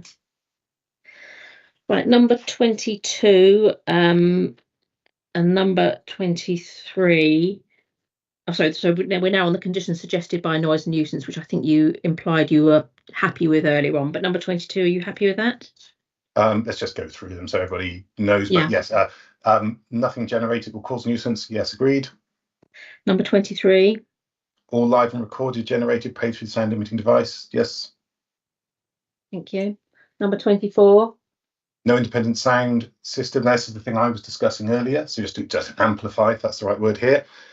This is what makes it an offence to pull your own sound system in. So a DJ with their own speakers or a band who wants their own speakers, you're not allowed to do it. It's a breach of this, and it's a criminal offence immediately. So yes, we endorse 24. Number 25. Yes, notices, they are already in place. Thank you. number 26 will skip to below. Number 27, just having a dedicated telephone number on display so people can call. Quite literally in line with the thing I was discussing earlier with the members, and absolutely something to endorse. Okay, right. Moving on to the license suggested by conditioning, number 28. Are you happy with the additional wording in red that I've added? Well, the wording and the wording in red. I mean, it's a borough's standard CCTV condition. We're happy with that. I've included the rear beer garden as well in H. That's or could you just scroll it up? Sorry. There we go. Yeah, again, I don't see that being a problem. Entry and exit points in the rear beer garden, it only requires an external camera. If we could have an amount of time for this to be fitted, that would of course be helpful, but we've got the automatic 21 days anyway. Can I just check with Anne whether she'd be able to have the additional cameras put in the garden, or if they are already there, or if we need time to have them installed by someone? Anne? Hi, Mark. Yes, we have cameras everywhere. There isn't an area that's not covered. That's from the beer garden to the side street to the outside. Everywhere is covered. Thank you. Fantastic. That's Great. not going to be an issue. So Not an issue. everywhere. Brilliant. Okay, moving on to 29. Are you Sorry, happy? can I go back to number 28? And I'm Yes. just aware of the requests, the email requests that was sent to Councillor Simmons, and in my statement about residents requesting that there's no entry or exit from the beer garden into that street. That would stop the need for more security cameras to be fitted and would eliminate any additional noise for those residents in Bramley House if they had to leave via the other two exits.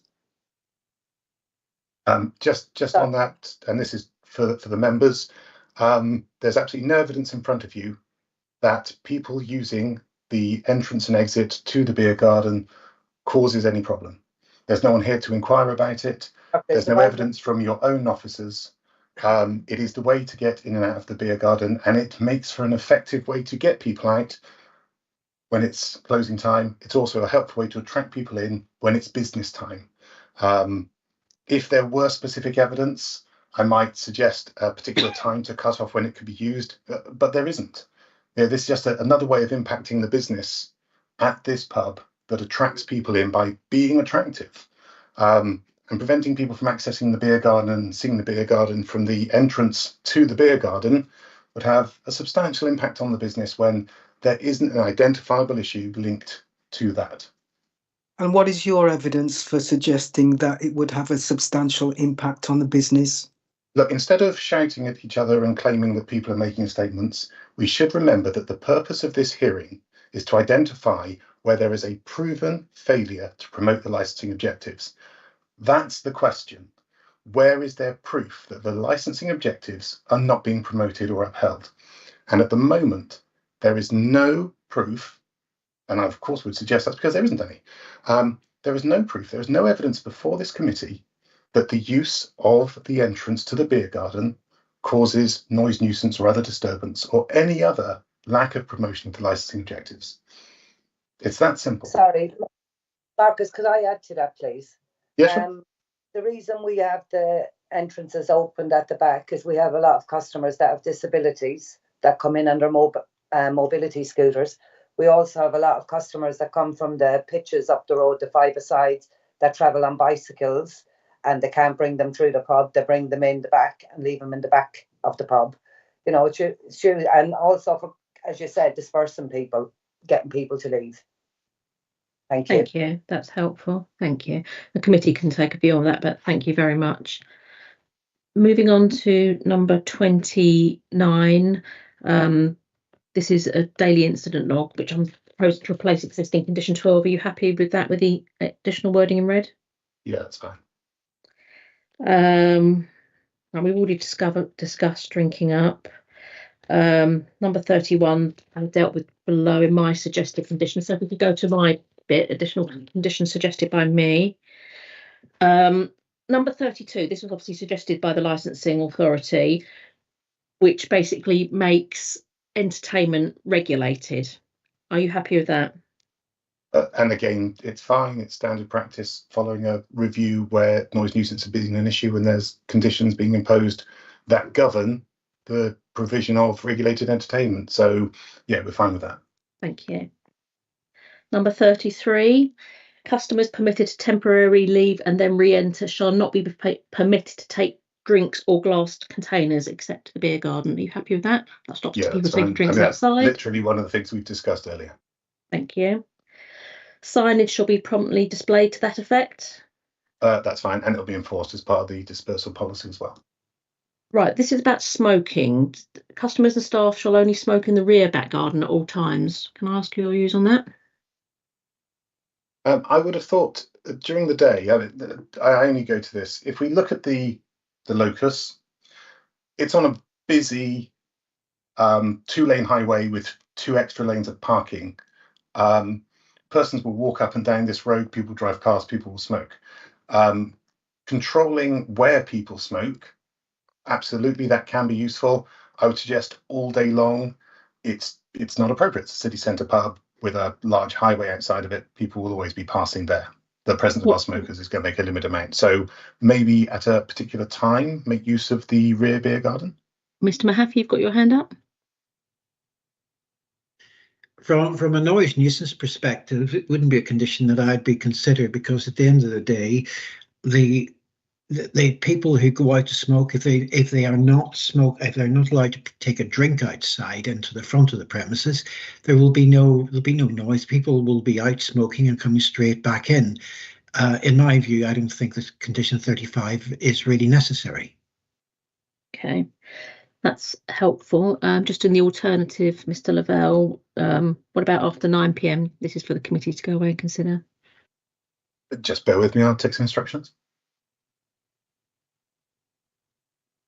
Can I just say, with regards to point 35, with regards to the movement and travelling of smoke rising upwards, there is no one living directly above the beer garden, and in consideration of others, it would be pertinent to ensure that you can only smoke in the beer garden as opposed to on the streets. Just to that point, though, I'd ask everybody just to look at that picture document again. There's no one living directly above the front of the premises either, or to the side. No one lives directly above this premises other than our own staff, and our own staff have no complaints about any smoke. And given that Mr. Mahaffey doesn't endorse it for the reasons of noise control, as I say, we'd rather avoid it if possible, because people do tend to just walk out of their nearest door, smoke outside and walk back in. How about customers and staff shall be directed rather than... Yeah, we can go for that. I think that would be a fair compromise. Thank you. Right, 26. Residents' meetings to be hosted by the premises licence holder twice a year, involving residents' associations, ward councillors. What about that?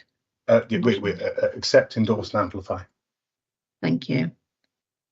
Number 37, substantial food to be available, not compulsory, but available.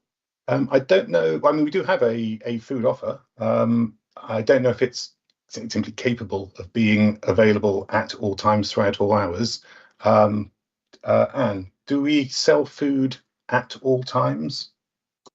No, we finish serving food about 9 p.m. Okay. Which would be in line with this being a pub. Yeah, okay. So question mark that one. Mr. Mahaffey or licensing, do you have a view on that? Not particularly, but substantial food could be a sandwich, or it could be a bit of sushi or something like that. It doesn't have to be a full meal. So clearly it's not a significant amount of food. But again, at the end of the day, it is a pub. People go there to drink. They don't go there to eat. So it may not be appropriate to have it at all times. Okay. Okay, so the committee could go away and have a think about that one. Number 38. Yes, I mean, at the end of the day, it's it's not that difficult because Anne's there all the time.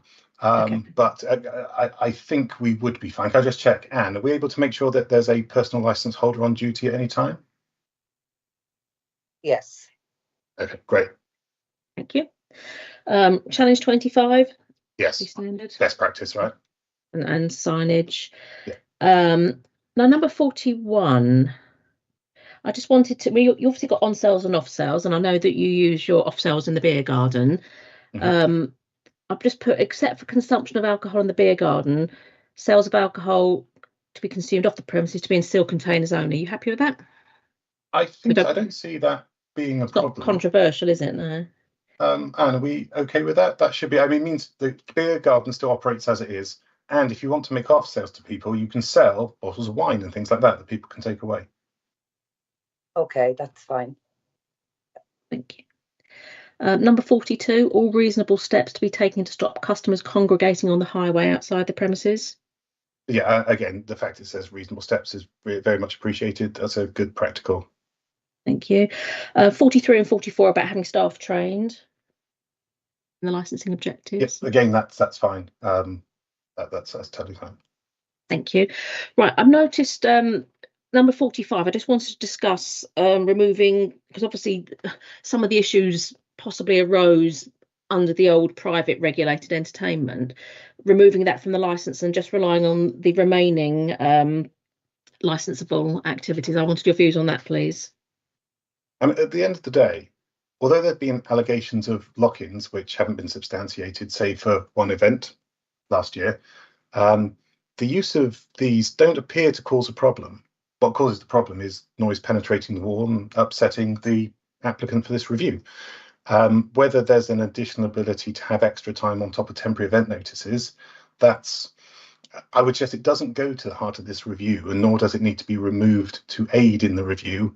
And I mean, these are, I think they're allowed, an extra hour 10 times a year, which helps.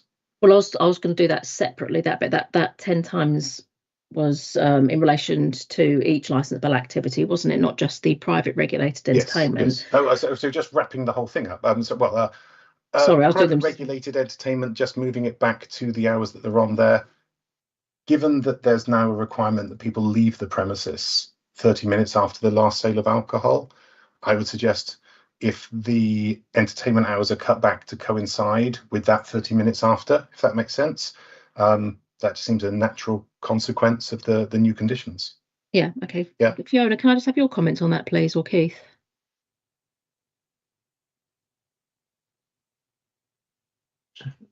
Well, I wouldn't have an issue with that. At the end of the day, if the hours of the entertainment are the hours for alcohol sales plus 30 minutes, you might have a bit of music right up until everybody leaves.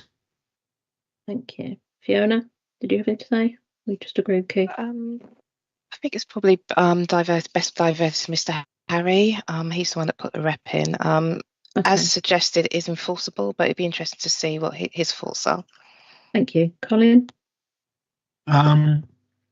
Yes, I mean... restricting the private regulated entertainment to the alcohol hours plus 30 minutes. Yeah, I mean, I agree with that, just tying it all up, really.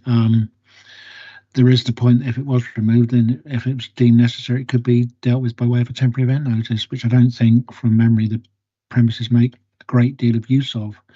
So there is that it could be removed and then they apply for a 10. No, I agree about, so I'm sitting on the fence, as it were, I'm afraid. Okay. I have a comment on that. Lindsay? Yep. In support of what Colin says, I think if we stop the music, let's say the license says stop alcohol at 11. Mm-hmm. If you stop the music, it calms them down when they're leaving. So it's a question of when. If you keep the music going till 11:30, they won't be calm when they spill out into the street. And since they're not selling alcohol, it won't affect their business, but it does calm them down. And that's from 25 years of experience. Just to add to the chair's comment there, given that we have a dispersal policy, I'm trying to find, I said, the wisdom of Solomon and finding something in between. Between the last sale of alcohol and you actually closing with everybody being gone. Best practice is to effectively reduce the volume down and down. You don't want to kill it completely. People may leave all at once. You don't want to keep it playing right to the last second at full volume.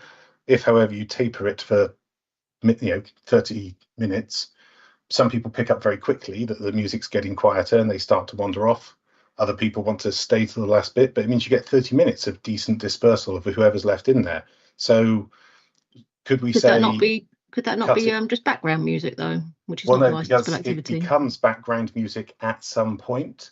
So the moment you start your wind down period, you become less loud, but it's not background. Before you reach the end of the wind down period where it's off, it's less than background, and somewhere in the middle it reaches background. So we would usually describe it in the dispersal policy as for the last 30 minutes, the operator will instigate a wind down period, reducing volume levels over a 30-minute period until off, or something like that. Okay, so that could be a condition. If I can add something. Yep. I would agree with the chair that it's easier to set a firm boundary, especially in light of the evidence which suggests that the Pig and Whistle find it difficult to stick within boundaries as of the event of the 25th of May. And I would prefer that people are calmer and there is no room for misunderstanding as to what is allowed. I would absolutely prefer a firm boundary. And I see Colin Harry wants to say something as well. Thank you, Madam Chairman. Yeah, I was just slightly concerned it might be very ambiguous, the wording of what's reduced, how much does it get reduced, etc., Madam. That's what my concern was, interpretation. Then, thank you. I agree with that. So, are you saying, sorry, the chair and Colin, are you saying you prefer the private regulated entertainment hours to tie in with the alcohol hours? And then, so I think alcohol hours finish at 11 p.m. Monday to Saturday, and I think what time is it? 10:30 on Sundays. 10, so you have to stop any private regulated entertainments then, and then obviously again be off the premises within 30 minutes rather than including the drinking up, which is what Mr. Lavelle wanted. Is that what you're saying? Personally, yes, Madam. Yes. Okay. So 23. Monday to Saturday, 22:30 Sunday plus 30. Thank you.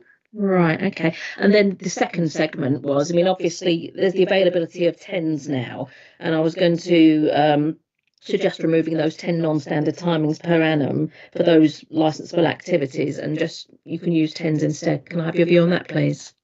My issue, as I said at the beginning, there's no reason to remove permissions from this license unless there's an indication they cause problems. The license gives them the ability to have extra hours, and that's lawful. And as I say, there's been no evidence of even trading outside their hours, save for one incident last year. This is a matter about noise nuisance coming from inside the premises and passing through a party wall. It wouldn't substantiate removing these 10 non-standard timings that allow flexibility for the operator. It's one for the committee. Thank you. Right, okay, so I think sorry, can I just add, I would prefer that they need to apply for 10s, especially in light of the evidence of 25th of May 2024, when it is clear that a 10s was breached, and in addition to that, other 10s have been revoked because of that behaviour. I think under the existing non-standard timing, they need the police sign off anyway, I believe. Yes, that's correct. Yeah, you have to give the police and the licensing authority at least 14 days notice beforehand, and the police have given their prior written consent in each case. So the police would have to agree to those 10 non-standard timings as well. Okay, I've taken on board what Mr. Raymond has said and what Mr. Lavelle has said, and we can discuss that in the private session with the committee. Other things that have cropped up.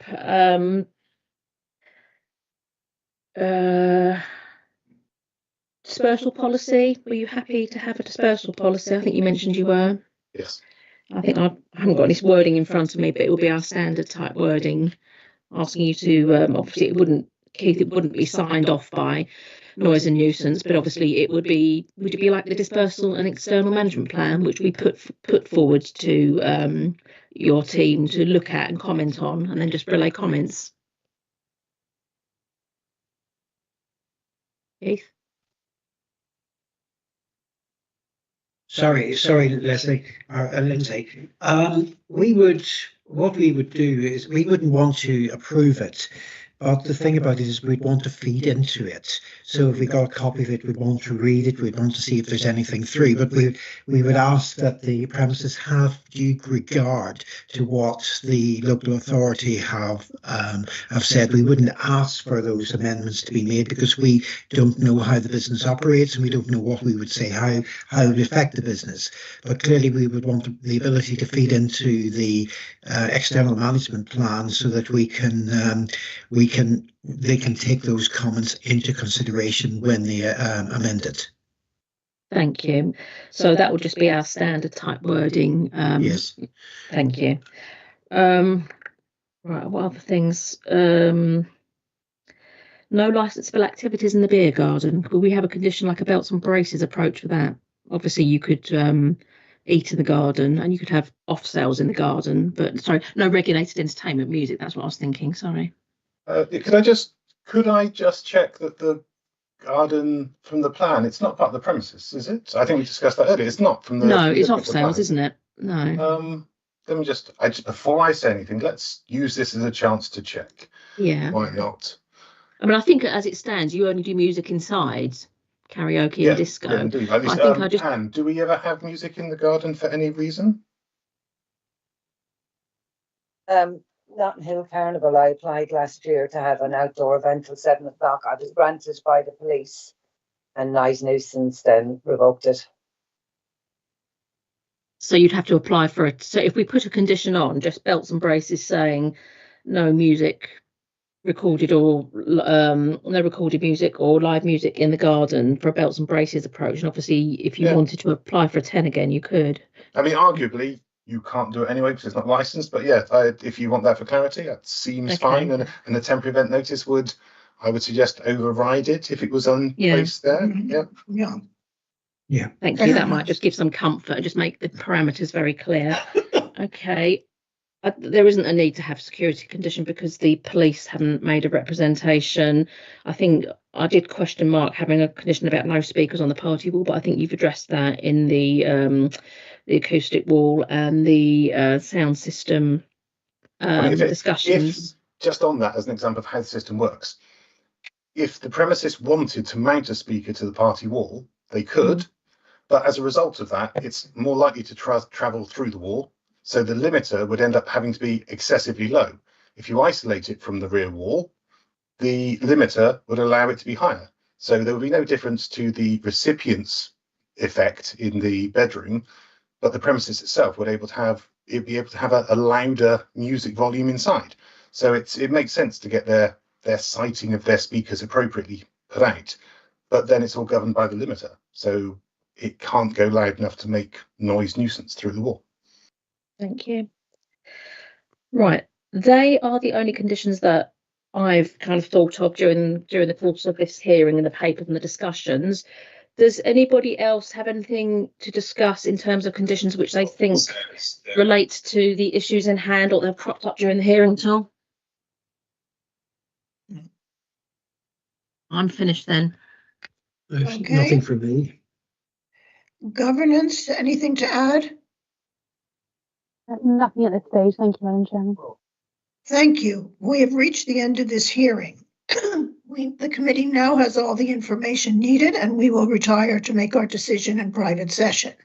Now, I thank everyone for really taking the time and thoughtful process on this case. We want to be fair to everyone. The only thing is we may not be able to announce a decision. When do you anticipate? Because we have another hearing in half an hour. Well, we don't have to announce it today. It's 5 working days, and that takes us up to next Friday. Okay, so we you'll might get- be able to do it. Not today, not tomorrow. The following Friday, yes. Obviously. Yes, 5 exactly. days, yeah.